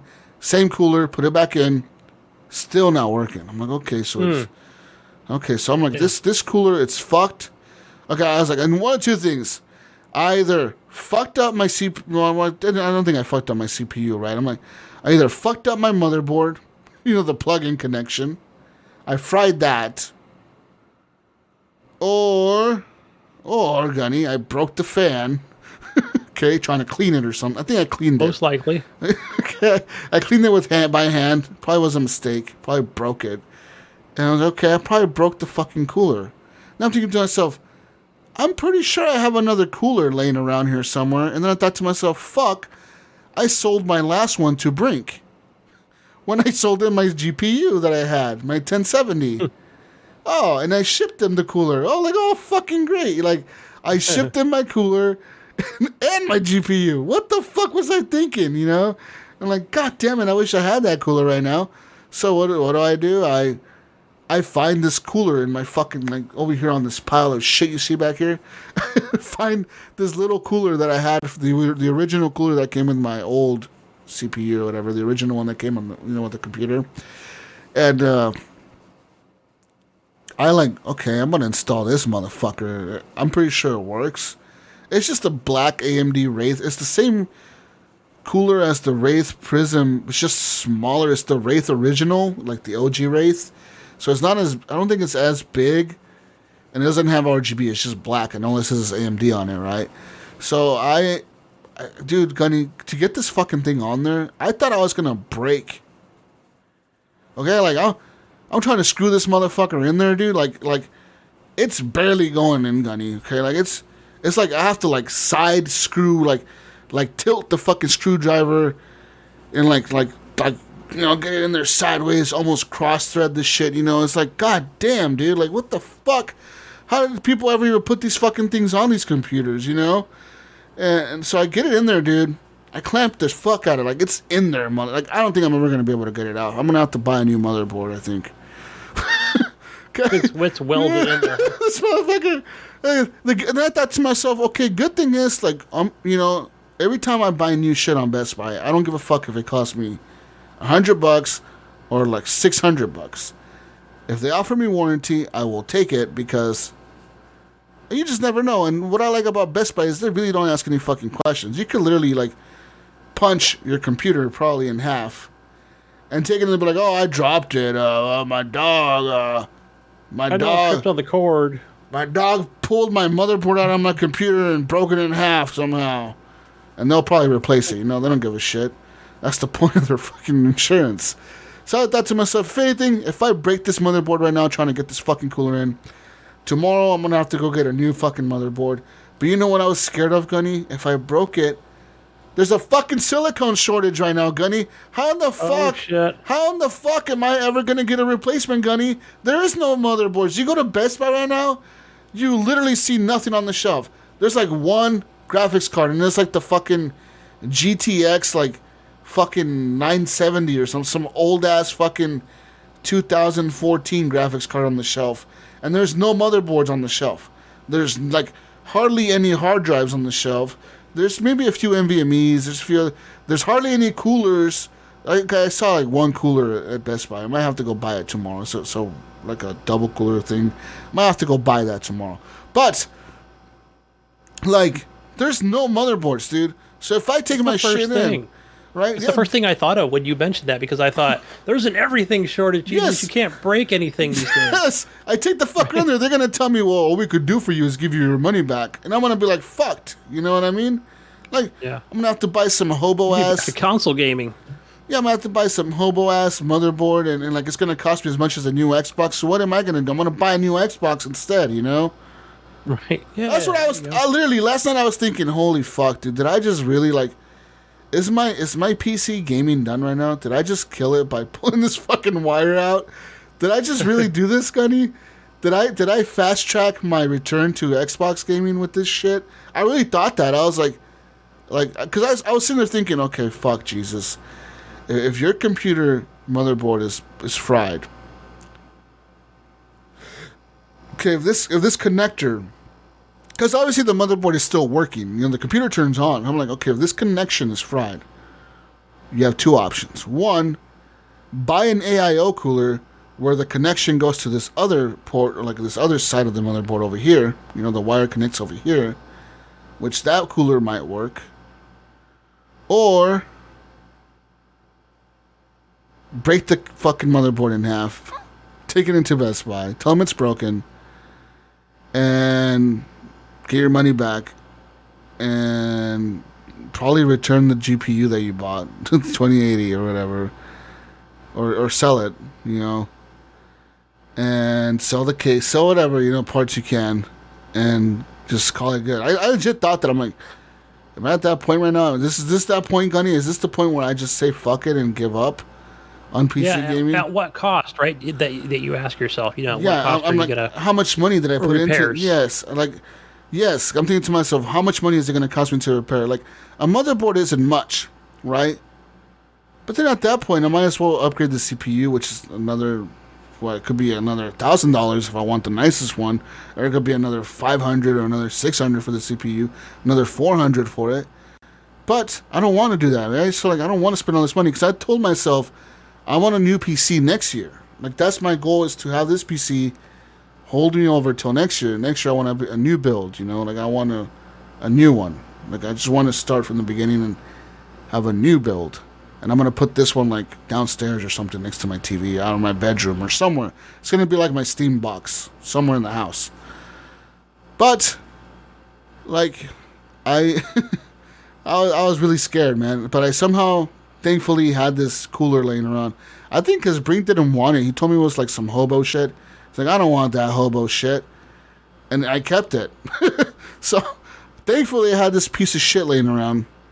I still had thermal paste, like, I have like a half a tube still here, like some thermal paste, just chilling. That's good. It's probably the only thing I'd say that I don't have is probably a cooler in spare.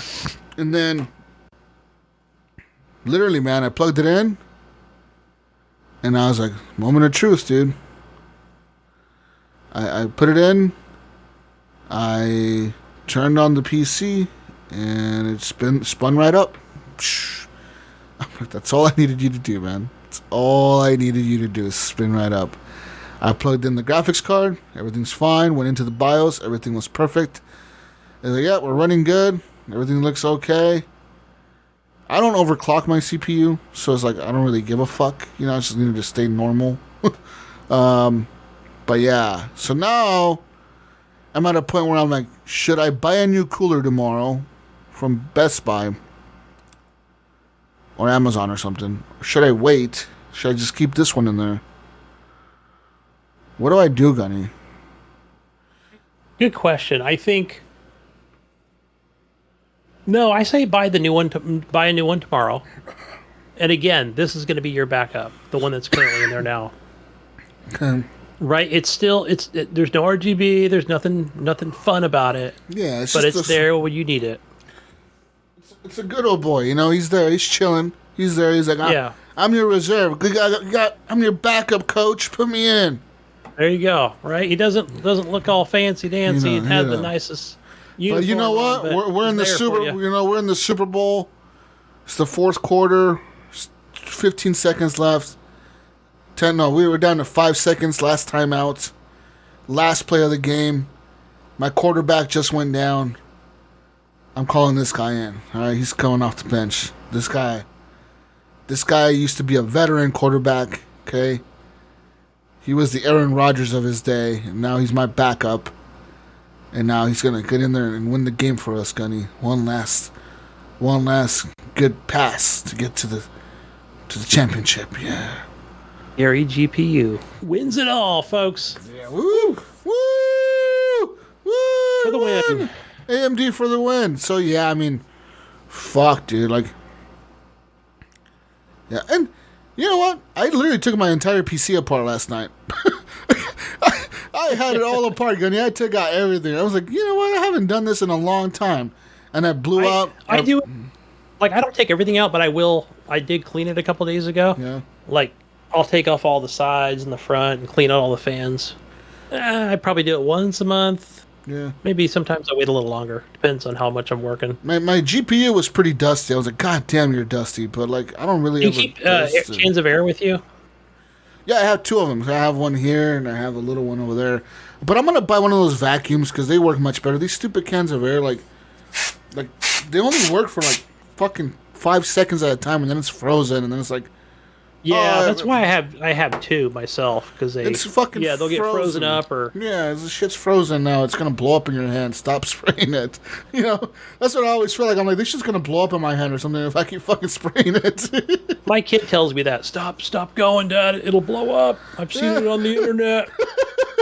then I'll turn it upside down and I'll spray it like in the back of the shirt. You know, fucking shit's coming. But yeah, man, like it's fucking. It's pretty nuts, dude. Like, I was fucking scared. I legit was like, holy fucking shit. Like, I'm done. The Jesus PC saga is over. It's time for the Xbox saga to begin. But nope, it's still going. You thought, motherfucker. You thought, Ryan. You thought you were going to sabotage me, you fucking Canadian. Guess what? Didn't work, buddy. Huh? Didn't work. In your fucking Xbox. Fucking shitbox. Fuck that shit. PS5 and PC for the win. Yeah. Yeah. Fuck yeah. But yeah, man, that's the adventures of that happened to me last night.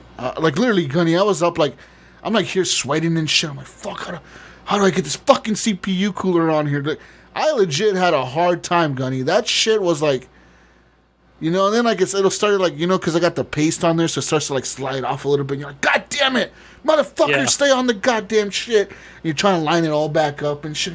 And you gotta fucking screw it. And I'm like, should I really be wearing socks right now? Should I be grounded? Should you were totally tripping up. Is this thing plugged in? But you know what? Like, all that is bullshit, dude. You know that?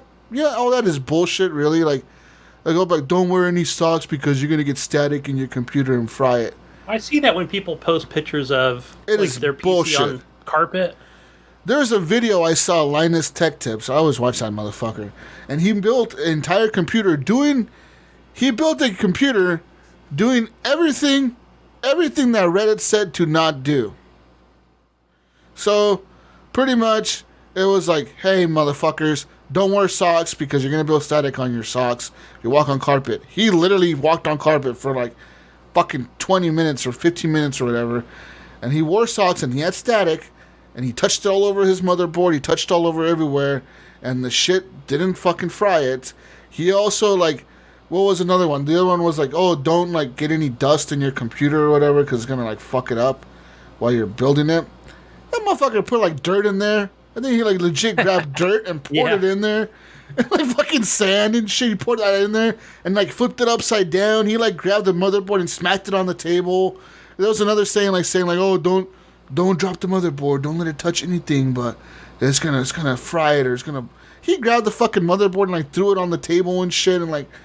None of it. The computer's always booted up. Always.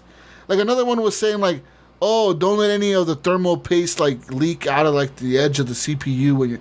He fucking poured that shit on there, dude. And, like, that shit was everywhere. And the fucking shit was still running like nothing. Like, no, the computer's still booted up, like, no matter what.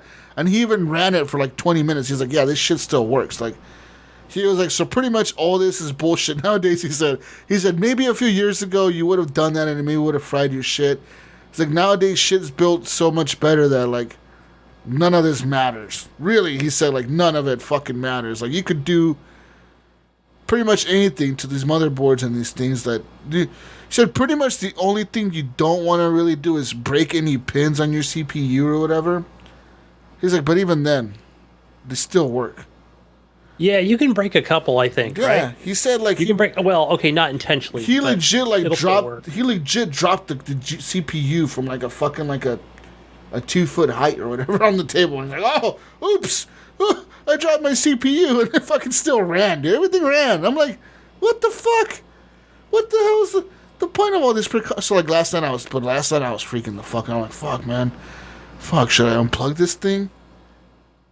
And then like a few times I was trying to like I did something where like as soon as I put the CPU into that thing, like, as soon as I dropped it into the slot, the computer booted up. Like it's just like I fucking started going like, oh, holy fuck, oh shit, Gunny, oh, where's the power button? Fucking hit the like I don't know what it was. I must have hit the power button, but like you know like obviously if the CPU is in there, it's not gonna turn on. But as soon as I dropped that fucker in there, it was like fucking like everything lit up and shit. Like, oh fuck, oh no, don't fry it. Whatever. It fucking was fine, dude. This shit was fine. Oh fuck, I'd probably drop it out the window and it'll probably still work. You know what I mean? Yeah, it's pretty durable. Don't listen to Mayo and his bullshit about PCs being all fucking fragile and shit. It's all crap, Gunny. Not true, unless the dog like chews on the wire or whatever. Or something. Even then, you just replace the wire. Yeah. Anyways, that's all I've been playing, Gunny. I've been doing. If anything you've been doing, have you talked about you've been playing? Not yet. Not yet. I was trying to interject there on the Red Dead Redemption 2 online thing, but besides you playing that Blood Money DLC, well, is it DLC or just like an update? It's just, right? It's just like an update. It's just there. Yeah. So who knows? I know we did a couple missions. Me and Leahy, and Ghost Nico did some of those, and then we did some classics that were fun. And whether it be with 2 people or 4, I think, even if you have 4, it's just the best, right? 2's good. Playing by yourself, yeah, not so much fun. Yeah. But it's one of those games. I definitely do not recommend playing this game alone. But yeah, it was good to get back and like doing some of the train missions, whatever that entailed. But like those were cool, like because I knew exactly where I was going at that point. I didn't end up on a ridge, lost somewhere, middle of nowhere. Bad guy still chasing me down. It's good to get in, kill some baddies, get off the train, get going. Yeah, I did some legendary missions. They seemed like they were easier than the last time I remember. I think even Leahy said the same thing.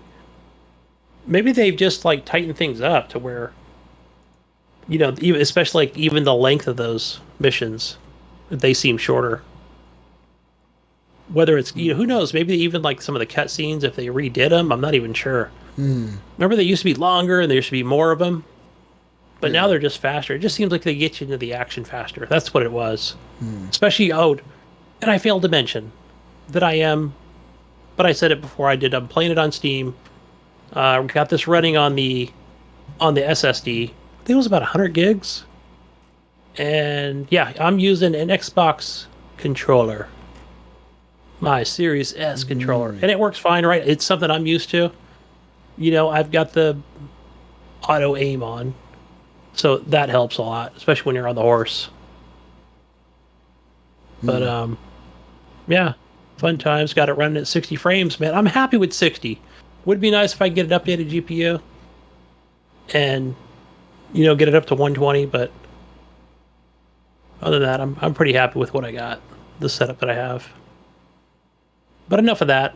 A game I've been playing just on Game Pass. So I've been playing this on the Xbox console itself, and it's a game called Blood Roots. It's also on Steam. Oh, there is a demo on Steam. If anybody's interested, you can go look at this. But it's just a top-down, beat-em-up, cartoony graphics game where you're basically like, think of this as like somebody who's going to do like a speed run or something. Nothing serious, but how many bad guys can you kill in a level and complete it, in the shortest amount of time possible? But I didn't feel like there were like...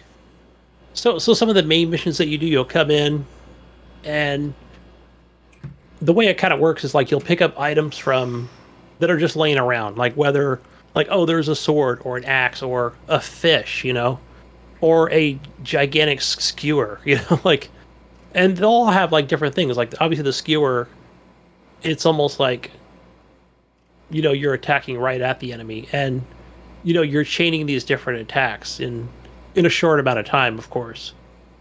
So if you don't pick up the next item in time, because maybe the power of that item will go away, then the other guy will come up and just, shank you in the back or kill you, like, really quick. You're like, fuck.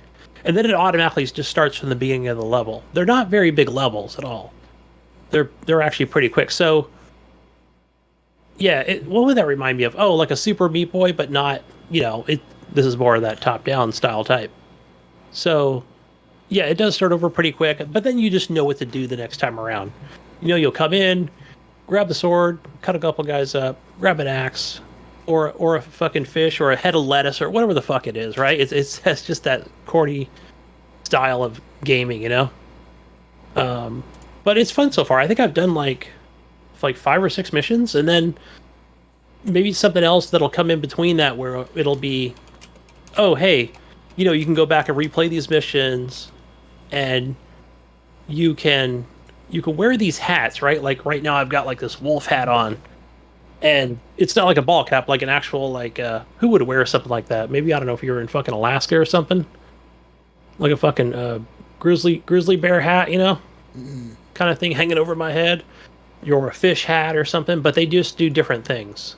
So I think the fish hat basically turns your controller like where you got to play it upside down. Maybe just more of a challenge. Or the grizzly one is more, I don't know, maybe you just get more, more time into each item, like it's not going to break as fast or eliminate as fast.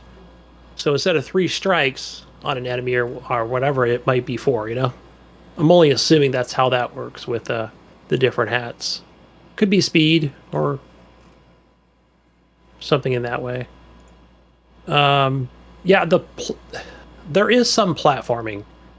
You'll see like but it's clumsy as hell, right? You'll have to. It's just like a simple A or hold A, like a fucking Mario game, right?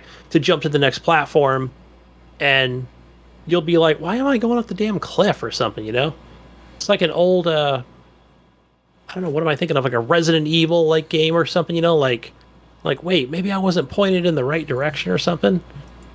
It's kind of lame in that way because you think, man, I'm trying to keep my deaths down to a minimum, preferably 0 to kind of complete a level, which I'm always having like at least 10 deaths or something, Like, oh, you completed this one and 14 deaths, but you killed like 89 enemies or something crazy, Yeah, but it's not like a procedurally generated game or anything like that. It's always going to be the same, so you'll know what to do when it restarts you from checkpoint, or at the beginning of the level. Boom, go through. You can kill a lot of dudes pretty quick, because then you'll know where each item is, or which item you want to grab next. But it's pretty fun. I'm enjoying it.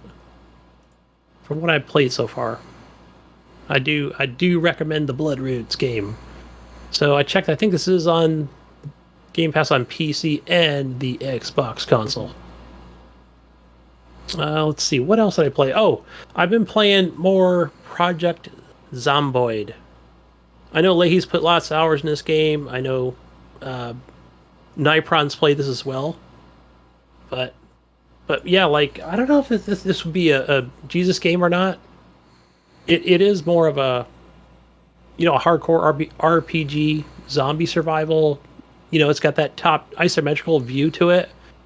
It's that fixed view, right? You can't change how it is. It always kind of gets me, right? Where I'm like, I wish I could change, directions on how I view this game, but just one little gripe. But again, that's the design, the style of this game. But I'll stop playing to watch videos on, like, how the hell do I get into a car? Like, I have no idea. Every time I go up to it and I'm clicking on it, and it's one of those games where it's, a little more involved, right? Like, oh, either you need some kind of, like, you need to read mechanical books, or you need to find a screwdriver, or, have knowledge of hot wiring vehicles. It's just things like that, right? Where it's a little more detail, a little more in depth. You can break the window. You can then get in the car. I'm like, oh, okay, I had to find out. Press C on my keyboard here. Again, playing on Steam, sorry. Mouse and keyboard. Okay, that's your action button, basically. Gets you in. Hopefully you can find the keys, like, in the car. Whether they be in the glove board or under the seat or wherever it might be. Yeah, but you'd have to see videos. It's definitely one of those games you have to see to go, okay, kind of see how this works out. Obviously, you've got your... I don't know anything about crafting. Like, as far as, like, any kind of buildings or anything like that. I know that a lot of that stuff is, like, back of the menu is about being a carpenter or, whatever you want to specialize in. You were a nurse, you were a veteran, you were unemployed, I think that's what I chose yesterday or this morning. It's like, fuck it, I'm an unemployed motherfucker. Just get me in the game, I don't give a fuck. I don't care about skill points. Let's just go. And I think at that point you can kind of, like, where you kind of started your run, and you can, like, basically every time you go into these houses, right, you're always finding, like, bookshelves, and it'll just be tons of books on, workshop, wood workshop books, or mechanical books, or fishing, things like that. And you're gaining knowledge by actually reading the book. There's like a little progress bar, right there. It'll show, like, okay, you've learned knowledge, or it'll say, like, yeah, I don't understand. It's too complicated for me, or something. Like, obviously you got to toss that book out, right? It's not going to work, for whatever skill set you have. So, yeah, just different things I'm learning in this game that are keeping me interested. Nice. I like it so far. I keep I think I did download. Now, just I did download a couple mods, right? One of them was like I wanted some SWAT team packs and shit, and like maybe some guns to kind of help me out. But I don't know how to operate it, even though I enabled it. I probably need to go back and watch another YouTube video to figure out where I find these items. Do they end up in my inventory? But one thing that really did help me, there was a good mod, and that was a mini map mod. And I don't know if there was like a different map already to the game, but yeah, it was really good. It definitely shows me like where the houses are, because today I just was running around like fucking crazy all through the woods, and I just got bored with it and quit. So I was like, fuck this, man. Like, this sucks, I'm hungry, tired, there's no beds to sleep in or places to rest, or I'm out of food. But yeah, there's no like saving to this game. So I think as long as you don't die, it'll like put you into a nearby house or something. I think that's the way it works. I really don't know. I've quit out several times and then went back and went, wait, I don't remember my character being named Gunny Smith. Okay. Did I have a golf club before? Who knows, right? So yeah, I'm not sure how like if you can even save this game. But once you die, it'll like, if you try and load up that last save or where it'll say load game, it will just show your character with zombies around it, just getting killed again. So a lot's to learn in this game for sure. Basically, what I want to do with, I don't know, maybe it's just how long can you survive? I think that's what this game is, right? Playing on easy mode. This morning was easy mode. Later today, I did put it up to normal. So, need more of a challenge. I'm not going to play no hardcore. Fuck that. Not into it. Unless I do play co-op. You can play co-op in this game. I think it's up to 4 players. And that looked like a lot of fun, Jesus. Like, I was watching some people on Twitch this past week. And, yeah, it looks like they were just having a blast. And, there's just banter in between the time you can kind of come back to, your house or base or whatever you want to call it. And, yeah, they're just repairing shit, putting on bandages, then going back out and doing some more zombie killing. But, yeah, that is Project Zomboid. I don't know if that's on console or not. I really don't know. Or if I can even play with a controller. I haven't attempted it. Yeah. Okay. So far, so good. Not bad. So, yeah, other than that, it's just been my normal stuff. Little Minecraft, some modded Minecraft on PC. Just playing alone. I just go in, just fuck around. That's it. And I get my fix, And some City Skylines and some State of Decay 2, the Juggernaut edition. Go in, create a base, kill some plague hearts, and yeah. Oh, I play that on easy mode, Jesus. State of Decay 2. Just give me an easy mode, man. I'll just go in there, and I'm not looking to go for a complete run. I just want to go in, grab a bunch of stuff, make an armory, and that way I can start producing some soda can bombs or more ammo, stuff like that. And yeah, try to kill all the plague hearts. Fun stuff. That's a good, I would call that like an arcade sim game, right? It's a good one to go to. Feels simple. But that's all I've been playing. Nice. Well, Gunny, just gotta try to get some news real quick. It's news time. News time. Breaking news. Big news today, or yesterday, was X Defiant, which is now Ubisoft's free-to-play answer to Call of Duty's multiplayer. That's right. Ubisoft is expanding its it's free-to-play first-person shooting offerings with the new 6 vs 6 free-to-play game that looks a lot like Tom Clancy's Call of Duty. like Tom Clancy's Call of Duty. What the fuck? Looks a lot like Call of Duty. It is called X Defiant, and it stars 3 factions seen in another Tom Clancy's game: the Echelon, which is the Splinter Cell faction; the Wolves, which is part of Ghost Recon faction; and the Cleaners, which is part of the Division. And the Outcasts, who are also part of the Division. Pretty much is being developed primarily by Ubisoft San Francisco. This studio previously made South Park: The Fractured But Whole, and is currently making Rocksmith Plus. Call of Duty Mark Rubin is an executive producer on the game, and Jason Schreider, who worked on the original Rocksmith and South Park, is the creative director. In the reveal trailer, the pair described X Defiant as a fast-paced firefight meets punk rock mosh pits. Yeah. Well, to me, I don't know. Personally, I don't know. I don't think that it looks like a Tom Clancy game, really. It looks a lot like like a Call of Duty. I don't even know why they're calling it Tom Clancy. It's just for the guns, I guess.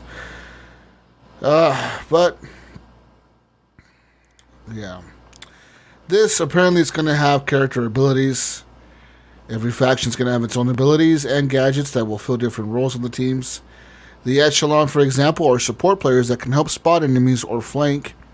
The trailer has depicted the Outcast as healers, and the Wolves as tank characters that can deploy shield barriers, and the Cleaners as assaulters with big-ass flamethrowers.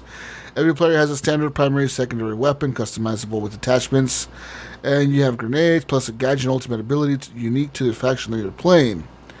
Yeah. It says here, Ubisoft does plan to expand the roster with more factions, including more crossovers from Tom Clancy's other games and beyond. So there's that. Yeah, it definitely has that COD feel to it. Yeah. Why not? Rip them off. Fucking Ubisoft. I mean, I guess at this point you might as well. You can't beat them, join them. You might as well, yep. Another big news, Steam this week announced the Steam Deck. This is a new device by Valve. This is a handheld device. So, there's that. So yeah, Steam Deck. You excited for the Steam Deck? Not for me personally. I think somebody had asked me that, and I was like, well, we have a question about it later, and I think I will answer that. That was we have a question from Bill regarding that. The Steam Deck. Steam Deck. But it looks cool. It definitely looks cool. I mean, it looks like a big-ass Switch. Like a thicker Switch. But bigger. Yeah. Yeah. So, Q1, if you pre-order now, you can get the 64 gigabyte version. For Q2 of 2022, you get the 256 gigabyte version. And in Q3 is when you will get the 512 gigabyte version. This may vary depending on your region in the world. And yeah. You can reserve one now with the $5 deposit through the Steam servers, through the Steam page on your PC or whatever. So yeah, I pre-ordered one. I pre-ordered the 512 gig one, Gunny. Nice. Well, why? Good start. Why? Because it's $5, and what's the final price on it? Was it $399? No, okay. So the 64 gig version costs $399. The 256 costs $529, and the 512 costs $649. So the 64 gig will have an eMMC, which is a embedded multimedia card storage option, which is kind of like a micro SD almost style like memory card. So I wonder if these are upgradable. You know what I mean? Yeah. I would assume so. But you can also have an NVMe drive in there if you buy the 256 gig version, which comes with one. And also the 516 gig one or 512 gig one comes with the fastest fucking memory and the largest, of course. So, this is going to have two AMD architectures built into it, the Zen 2, which is the CPU, and the RDNA 2, which is for the GPU. So this is some AMD technology. So the Zen 2 architecture is the same one found within the Ryzen 3000 processors, the 3000 series processors, which are not bad. I mean, that's what I had before, and they're still great processors. People still use them today, obviously. With the Steam Deck, it's going to have 4 Zen 2 cores capable of 8 threads. And the RDNA 2 architecture is behind the handheld PC's graphical part. It says here that the Steam Deck comes with 8 compute units for a total of 512 cores. It's not a massive amount, as the Xbox Series X comes with 20 RDNA 2 compute units. 20. But that should be enough for 720p gaming, which this kind of is what it's shooting for. This will have 16 gigs of RAM in it, a 7-inch display, which is a touchscreen LCD screen, a 1280 by 800 screen with the 60 Hz refresh rate, so it can do 60 FPS. It's going to have stereo speakers, a 3.5mm jack output, which is for your headphones, dual microphones on it, a USB Type-C and Bluetooth connections on it. It'll also have Wi-Fi connection on it. Also have a DisplayPort coming out of it, which is kind of crazy. Or maybe you can connect to a monitor, I don't know. Well, I would think, like, you know, if maybe you're just not at home, or Yeah. I guess friend's house, who knows? Connect to a TV, I guess. Yeah. No display port. I don't know. Maybe, I guess, would be monitor. Yeah. Who knows? Maybe an HDMI. I don't know. This. Yeah. So I don't know, man, how this is going to play out. I personally think that it's not going to do good. I personally think that the way that the buttons are laid out are kind of stupid to me. The way that the thumbsticks are laid out, they're laid out too high up. And the way the X, Y, A, B and the D-pad are just too stupidly placed on the sides. They're trying to add that stupid touchpad for the mouse input. And it's not going to work, in my opinion. I think that people are going to get frustrated with it, and they're going to realize that a lot of games probably won't support this right off the bat. You might have some titles that do, but they're going to really have to push developers to support this. And quite frankly, we've seen it in the past where developers just don't give a shit. If your shit isn't selling well, they just kind of like, whatever, dude, we'll make it for it, but not really. Sort of, but not. Who cares? Ubisoft seems to be pretty good about supporting everything, so maybe they'll be supporting it. But I don't see many other developers doing it. Yeah, this. I think it's gonna fail. I really do. I think it's gonna go the way of the Steam controller, the Steam Link, all that shit. It's gonna it'll be here. It'll be a big thing for like a year. 2 years from now, no one's gonna remember this thing. Like, oh yeah, you remember that stupid fucking handheld that they made? Yeah. So what about the what was it was the Steam boxes? What the hell were those called? Yeah, was it just Steam boxes? Those? Yeah. So, well, I vaguely remember. I remember seeing them being announced. I remember seeing them at CES and so on and so forth, and then the other electronic fucking con or whatever. But then I never heard anything else. Yeah. Maybe because I wasn't following it, like, as a PC enthusiast. But I always thought, whatever happened to those boxes? Like, did they ever, you know, launch, or I don't know. You know what I mean? Like, it was almost like nobody cared anyway, I guess. Yeah. They were just like, fuck, we just want PCs. You know? Maybe that's what it was. People just I just want a PC. I don't want a cross hybrid console thing. I don't know. Maybe that was a consensus on why it didn't sell well. But yeah, I know. I see a lot of shade being thrown on this thing, especially in this article. I don't know, man. It's just, who's gonna buy these though? Who would these be for, really? Quite frankly, I don't know. People that want to play PC games on the go, but don't have a way to do that. I mean, I don't know who it's for. Because Yeah, quite yeah, frankly, it's- where Steam has fucked up here in this whole situation is, well, not really. I guess they really couldn't do nothing about it, right? I guess where Steam, hard to tell, where right? Steam, Let's just take. where Steam can't compete right now is the one thing that Steam could have beaten. They could have beat the Switch with is Steam could have came out and said all the Steam games that you ever wanted to play are going to be available here, like all these indie titles.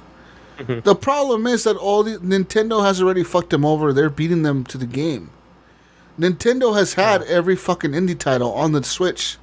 They don't give a shit. Nintendo's That's like, true. fuck I didn't you. think about that. Nintendo's Yeah. like all those Steam games that are trash that cost $2 or a penny or 2 cents or $1 or $5 or $15 or $7. They have like every game on Steam on Switch at this point. They literally do. With the exception of like a very little amount of games. Most of the games on Steam are on Switch. They are playable there. So okay, so what is okay? So the Switch, let's say it comes out and it's got that Ubisoft support, maybe EA. Not the Switch. I see here on the screen you've got Steam Jedi Deck. Fallen Order, you got Doom, Control, right? You're probably going to have Game Pass, right? And Okay, but what does that do? What does that do? I don't know. Maybe What does that do? What does Game Pass do? Game Pass doesn't do anything. It's just Game Pass. What? Yeah, I mean, it puts it in a handheld form, I guess, right? You got it on your phone already. Yeah, I mean, you've got. That's true. Is it going to? That's the thing. Now, that's another thing too. What percentage of those games are going to stream versus be like an actual download? Right, or is it just going to be? I mean, I don't see this being for. This is gonna fail, in my opinion. They can't compete. Switch has beat them to their own game. This should have came out at the same time, or like very shortly after the Switch came out. They could have copied them, made it, and started just dumping every game on Steam ever into this, which is kind of pretty sure should be available to play on this. And they would have beaten Switch to it. Like, hey, you can play all these indie titles you always wanted to play on the go on this new Steam Deck. That's already doable on the Switch. Like, there's no point for this. There really is not. If a game is not available on your Switch from Steam, it's probably available on your phone or on your iPad. And you want to play on the go, play it on that. And I'm talking almost every game is available on your phone or on the Switch. It's there. Trust me, it's there. Almost every fucking major game is there. But said with the exception of like a very few fucking porn games and shit. Those won't be there. But the rest will be. Trust me, the rest is there. So, yeah. Or, well, okay, let's just say it. I guess I can put it in a different perspective and kind of just echo what you're saying, especially with iOS, and I've got the iPad, and I'm a crapple guy, but yeah, I mean, there's enough games there to keep me entertained, right? That's going to keep me entertained on the go, right? Versus, and you don't need anything. You got xCloud if there's not enough games for you there. Yeah. All you need for xCloud is a fucking controller. Buy that stupid Backbone crap, and now you got a fucking mobile Xbox. Oh, whoa. There's no point for this machine. There really is I keep that extra controller at my other house. There is no fucking because I was wondering point. where the hell were my rechargeable batteries, and I realized, I kept it up there for cloud gaming. There's no point for this fucking stupid shit. But you know what? I'll resell mine for $1,000 and I'll be happy.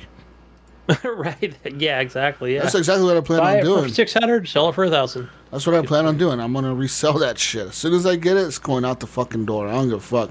I'm not even gonna open it. I'm just gonna sell it as is, packaged up, fucking out the door, motherfucker. Who wants this shit for $1,000?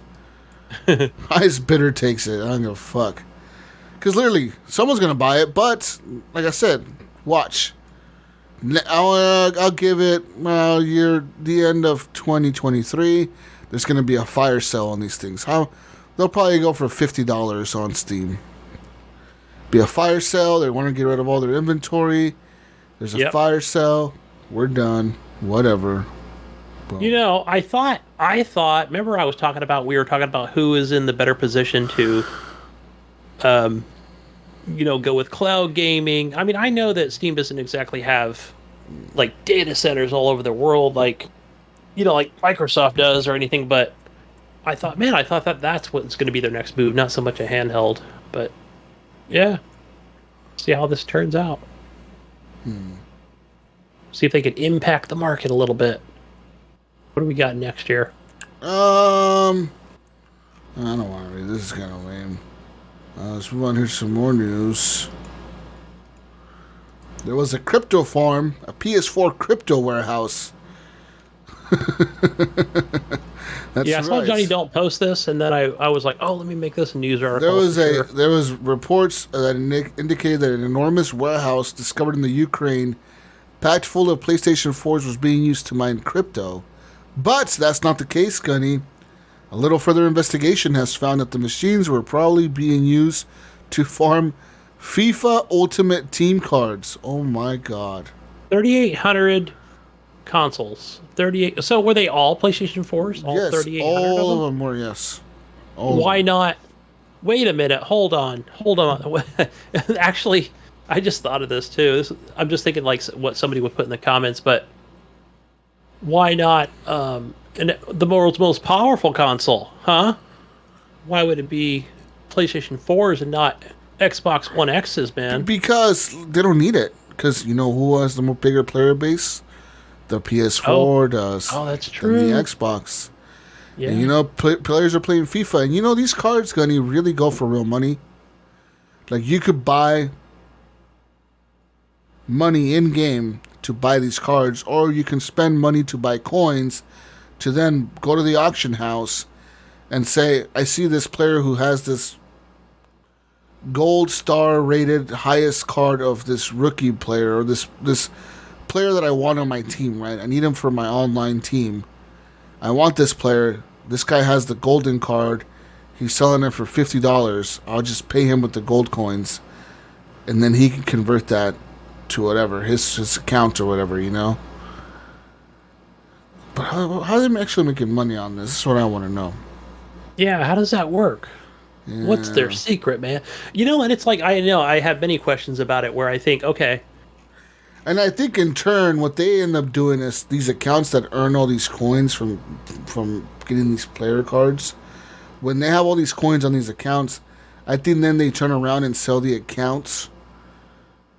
They sell the accounts to people, you know what I mean? So when you go Yeah. and you're looking, oh, I want 50,000 FIFA coins, well, they'll say, well, buy this account or give us $25 and we'll give you this. We'll send you an email with the password, and you could log into this FIFA account bullshit for with 50,000 coins. I think that's what it is. So they farm these cards, they sell the cards, they get all these coins that are legit. When then they turn around and sell that account to people online with the email and a password tied to it, and they make real money off of that person buying that account. I think that's what it is. And if you think about it, they have 3,600 consoles or whatever the fuck, and you're 3,800. That's 3,800 accounts being made before being sold. So think about how many accounts you can make in a month, or how many you can run through and level up. Fucking ridiculous. Probably make a lot of money here, dude. That's why they're doing it. I mean, right. there's some money to be made, and obviously some people call it gambling, which of course it is totally gambling. It really is. It's gambling. It's gambling. It's gambling. Back in better terms, that's what it is. Yep. And some countries have banned it, of course, like Belgium. Like in Belgium, it's not allowed. You can't even do it. It just doesn't let you. They don't let you do it. So I don't even think FIFA's being sold there. Yeah, reading the article down here, Jesus, it does say, if this all sounds like a lot of work just for some accounts and coins, then you may not be aware of just how much money is sloshing around the FIFA community. Last year, for example, EA's Ultimate Team sales amounted to over $1.6 billion across the company's entire lineup, with EA specifically pointing out that a substantial portion was derived from FIFA Ultimate Team. Now, I think we've mentioned those stats before, and even if you go to like your phone fucking app, fucking whatever, Android, Apple, it doesn't matter. There is just like I think there's more than one FIFA game in there. There's several where you can just like fucking buy these cards and play fucking FIFA teams and FIFA football and FIFA soccer and yeah, the list goes on and on. Yep. It's crazy. Yeah, the amount. Same thing happens. I definitely can see that. Same thing happens with Madden and all that bullshit. Same thing. Yeah. In other news, Rainbow Six has been delayed. Rainbow Six Extraction, has been delayed, and their new release date is now set for January of 2022. This was pushed back from apparently this year. It was going to be released in September of this year. So now they're moving it back to January of next year. So just a few months later, they're saying that the reason they're doing this is to embrace the opportunity to take additional time to bring their vision to life. I don't know what the fuck that means. Come on, just get off your ass and make the game already. I think they're trying to hype up their stupid new other fucking Tom Clancy game. You know, they're like, oh, we released 2 Tom Clancy games, and no one's going to buy Rainbow Six because they're going to be playing that free game. Duh. Yeah. Fucking idiots. Or what do you think people are going to be playing? Let's move on to more news. Wow. Pokemon Go Fest returned this past weekend for its 5th year in a row, allowing trainers from all over the world to get out and try to catch them all. Participants were able to join from the fun from anywhere in the world by purchasing a Go Fest ticket in the app to unlock special challenges and events throughout the weekend. Those who did buy a ticket helped put on a virtual Pokemon concert and then were treated to rotating habitats, allowing for even more types of monsters to catch than normal.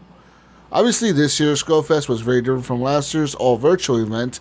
Niantic decided to a hybrid event this time, and they threw celebrations in over 20 cities around the world, while allowing those who could not make it in person to choose to play at a safe distance to work together towards global challenges. Because of this flexible nature, Trainer hit some very impressive numbers while celebrating GoFest 2021. 1.5 billion Pokemon were caught. Trainers spun Pokestops 900 million times. 23 million raids were completed. And trainers collectively walked over 125 million kilometers. Yes, Gunny, that was 1.5 billion Pokemon were caught over the weekend. 2 days. Dang. Now, 2 days. Now, okay, so I was talking to Az the Realist this morning. He was on Twitch, opened up his Pokemon cards. I was asking him, like, where he was coming from. He was coming from the Big Apple. Yeah. Now he told me he was working. I know what he was really doing. Was he at Pokefest 2021? I think he was at Pokefest. I think he was doing some virtual and some real life Poke catching up at the Big Apple. Nice. Busted ass. Busted. Anyways. But yeah, apparently there was supposed to be like a concert, even an online virtual concert, and that didn't pan out. But yeah, but I heard a lot of positive feedback too from people that had a blast. It was good to get outside and be with other Poke players, catching them Pokemon. That's cool. I know they put them on in big cities, San Francisco, my area, Atlanta, Chicago, New York. Oh, sure. Jesus, I got an article here I want to read. Yeah. I wasn't sure if he was there. So, this is some Xbox news, some Xbox greatness news. And I saw Wingman post this too in his group, and this Xbox Life. Thus, thanks to Azure, Microsoft Flight Simulator will be pretty much unchanged on Xbox Series X. It says we're now less than 2 weeks away from Microsoft Flight Simulator for the Xbox Series X and Series S on Tuesday, July 27th. So that is coming up to next week. Let's see here. I'm just going to look down here. It says we can expect a similar level of spectacle on Xbox Series X and hopefully Xbox Series S. as PC, then with the biggest difference being that frame rate limitations for non-VRR displays. If your TV can't work with variable refresh rates, then the Series X and S versions of Microsoft Flight Simulator will be locked to a lame 30 frames per second. Let's see here. Oh, the team at Xbox has already confirmed plans to bring Microsoft Flight Simulator to the cloud gaming in the future as well. So I don't know. That's not good. Wait. The Series S hopefully. Come on, man. So what am I getting here with the new Forza coming out? What was it? 1080p? That's going to be my native display. Yeah. That's some BS. Yep. So what is this going to... I mean, are they just not saying it, but it's probably going to be 1080p for me, right? Probably 900p. In my brand new next-gen box. 900p for you, Gunny. Fuck. Again, I'm jumping ahead here, I'm assuming, right? But I'm probably right. That... Yeah, that I got this half-step box, but, and they're going to give me a half-step game, basically. Yes, it'll fucking upgrade. It'll, whatever. It'll fucking upgrade to fucking 4K or, up-res. That's the word I'm looking for. And I'll believe it. I'll put my rose-colored glasses on and I'll just say Xbox is the best and Microsoft Flight Simulators is a fun simulator. But no, so I don't know. There's no mention here that I see either about using flight sticks or anything. But I don't know. Are there flight sticks available for... I'm sure they are because racing wheels work, for any console, basically, whether it's Xbox One or X or Series X. It's a peripheral that generally connects via USB, so I don't know. We'll see how that works, and yeah, I don't see an issue with that at all. If you run any of those things. But I'm sure most people, like, if they're using any of those peripherals, like flight sticks and wheels and stuff, they're going to be for PC. Yeah. It's going to be the most popular place for those types of things. But, yeah. Well, and the last piece of news that I have for you, Gunny, good old Tencent is back. And they're about to buy Sumo Group in a deal worth $1.27 billion. The companies have announced. This offer will see the shareholders of Sumo Group receive a 513 pence per share, which is 43% increase on the last closing price, which was 358 pence. Tencent already owns an 8.75 stake in the UK games developer, which work includes the recent BAFTA-winning Sackboy: A Big Adventure for Sony and Crackdown 3 for Microsoft. Although Sumo does develop its own IPs, it is best known for its work-for-hire projects, which will continue under the new ownership. This cash acquisition will go through Tencent's wholly owned subsidiary company called Sixjoy Hong Kong Limited. If agreed, Sumo will be the latest public UK games company to be bought out for over $1 billion. Just another name Tencent just put under their umbrella. Yeah. They've got they have that cash flow. They can do it. They could do anything.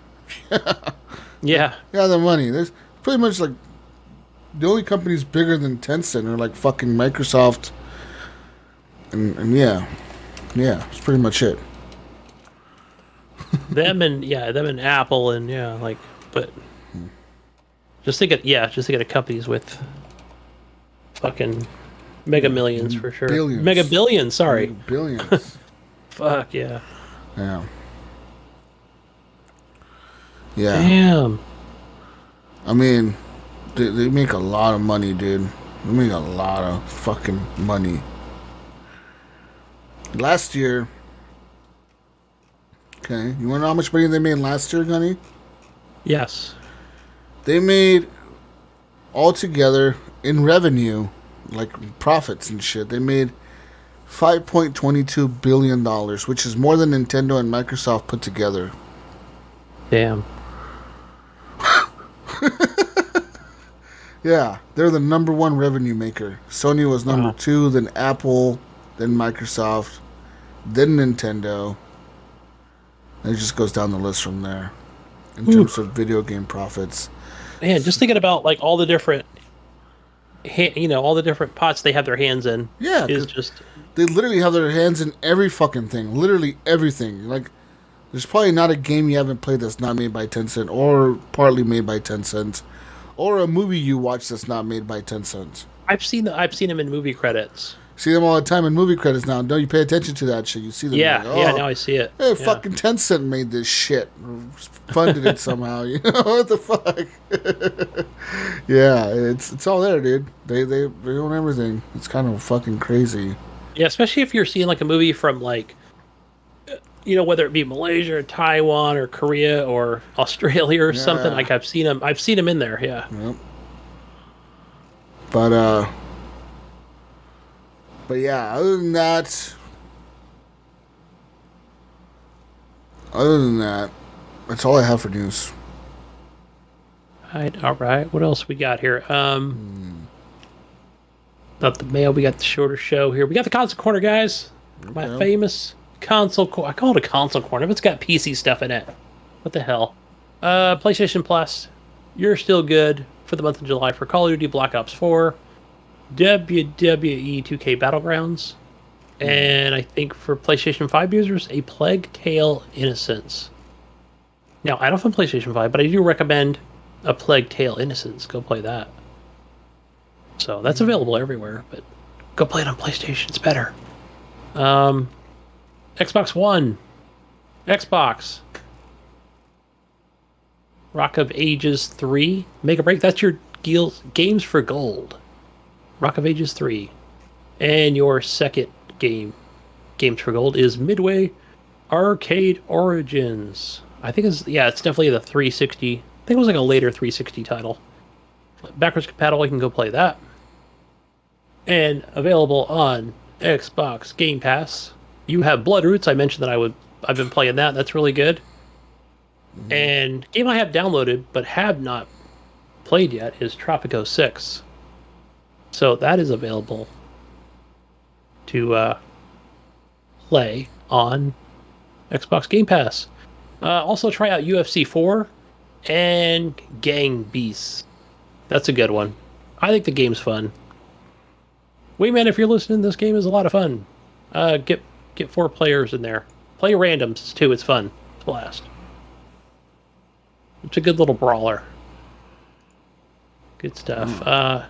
Epic Store, always free games, always with their free stuff. Probably played some Epic games as well. I'm always playing SnowRunner on there. Or on wherever else I own that fucking game, man. I'll just play it anywhere I own it. You've got Abduction. So this is a sci-fi adventure from Scion, the creators of Myst. Abducted far across the universe, you'll find yourself on a broken alien landscape with odd pieces of Earth. Explore, uncover, solve, and find a way to make it home. Go get Abduction for free. And your second game, which was already in my library, which was the Off-World Trading Company. Man, I think when I first downloaded Epic Store, this was free. And this one, Mars, has been colonized. Now Earth's greatest corporate titans have been invited to build companies to support it. The competition to dominate the market is fierce. In this fast-paced economic RTS from Civilization 4 lead designer Soren Johnson. Go OTC. Get it now. That's all we have for the console corner, guys. Nice. Well, we have what? Audit community question time. Oh, okay. Go ahead. We got some community questions. Mm-hmm. First one coming in from Jonathan. Big D or the biggest D Hall? Which one is it? I don't know. Either way, he wants to know how much porn are we going to watch on the Steam Deck? Probably watch a lot of porn on there. It should be available. It should all be there. Yeah, lots of porn. Yeah, it's an adult fucking handheld system, John. This will be allowed. Yeah, god damn it, you. It's going to have YouTubes and Chrome browser. Hopefully we'll have a... Hopefully it will have a... what am I thinking of here? It's going to have a fucking YouPorn app. I don't know. Fuck, whatever it is. Yeah. Click on it. Go. Yeah. Brian Tilp Jr. wants to know, how many baby mamas is too much baby mamas?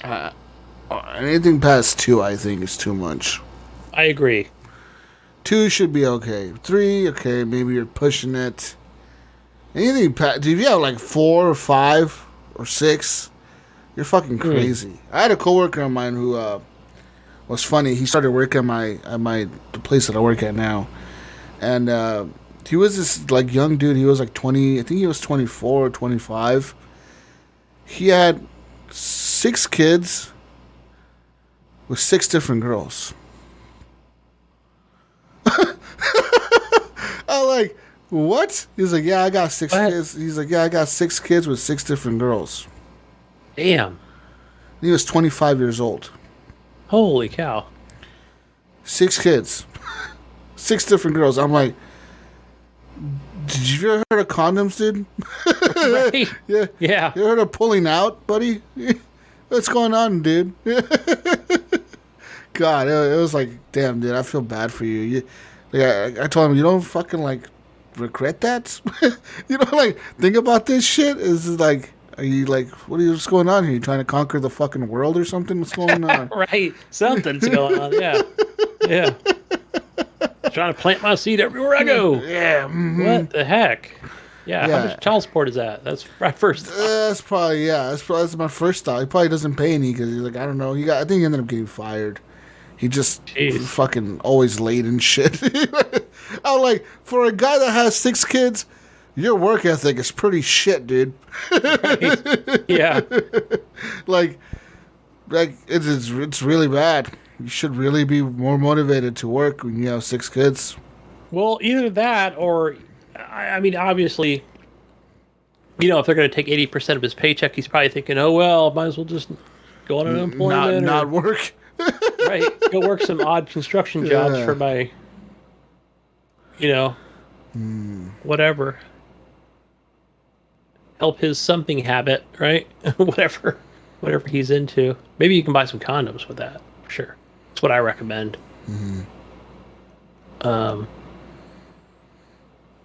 Yeah, but yeah, definitely 2 on that. And Dead Kamikazes.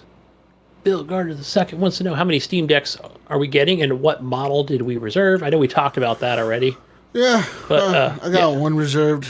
I don't know if like Steam will could I reserve more if I want? Would Steam let me if I said I want to reserve 10 of these? I don't know. Could you? Yeah, could you? I don't know if there's an option for that. They might block me. Like, motherfucker, we're gonna ban your account. Okay, motherfucker. Anyways. But yeah, as far as how many I'm reserving, it's probably going to be 0. I probably would never use this thing, Jesus. It would just not be. Yeah, it would just kind of sit in a desk or something. I would never. I would never use it. I already tell you that. I would use it once, and then I would never fucking touch it ever again. Like the Switch, it's just gonna sit there and collect dust and be the fucking dust collector. That's why I'm gonna sell it. I already made up my mind. Yeah. Before I even got it. When I leave this room, which is where everything is, right? And there are times where I will be in the living room and I've got my old 360 hooked up. I'm like, I'm going to go play some Need for Speed Crash. That's what I'm going to do. Or I'm going to go play some Need for Speed, fucking Forza Horizon, or Forza fucking 3 or something. You know, something that's not backwards compatible. Mm-hmm. Yeah. It's usually the way it works. It's always, I'm playing something on there that's cannot be played on an Xbox One or Xbox Series S. Or, well, sometimes that's not true. It might be an arcade title that I just want to fucking play it in 1080p or something, but most of the time, no, it's going to be all my gaming's here. Anything outside of it, man, I just keep tripping myself up here because I will play shit on my fucking iPad, but you know what I mean? I don't know. I just don't play stuff on the go, I guess. Neither do I, so I don't have, Yeah. Yeah, because I'm always driving, I guess, everywhere. Yeah. And when I stop driving, it's like it's going to be some mobile game. But man, I had that Switch for a while. Yeah, it just did not work out because it was like, like it just sits there. Like, oh fuck, let's buy the same game we already have. Okay, fuck yeah, let's do that, right? I mean, the only thing that I think I really miss out of that is Mario Rabbids Battle, and I never got Mario Kart. I wasn't sure how much I wanted to invest into this device, right? Shit, what else did I buy? Some other stuff that I really enjoyed that I do miss playing, you know? I wasn't a big fan of whatever the Zelda game was, but didn't catch me. Mm-hmm. Didn't capture me, so. Okay. No Pokemon either. Darn it. I'm good with my Xbox, my PlayStation 4. That Oculus, Jesus, it's still sitting there. I don't know, what do I do with that thing? I've turned it on a few times, but Kyle doesn't even play Beat Saber anymore much on it. I just sell it. Just sell it on face. I don't know, somewhere. We'll find a place to sell it. Get a couple $150 out of it. Who knows? That's all we got for questions, guys. That is all we got. I think it's the end of the show. Anyways. Yeah. Well, the mail wasn't here today. He's out doing something.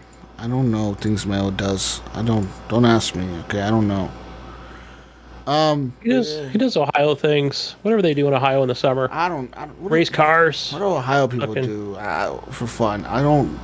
Ohioans, I don't know, man. They seem kind of weird to me. It's like a weird place over there. I don't know if it's even real. It's fucking Twilight Zone land. But yeah, go and find him on everything as the Mayo on Twitter. Just Mayo. Just find him. Discord. Join our Discord. Find him in there. Where can we find you, Gunny? Go find me on Xbox, Steam. You play as gamertag Gunny Chief. Gunny Chief. One word. And PlayStation. HGP _Gunny. Alright. Well, I am JesusWalksAlot on everything. Just find me. JesusWalksAlot. Anyways, with that being said, we'll catch you on the next week's edition of the Horrible Gamers Podcast. Peace out, Brussels sprouts. Have fun. Stay safe. We love you. We'll be back for sure next week with more shit. Your controllers and go to work.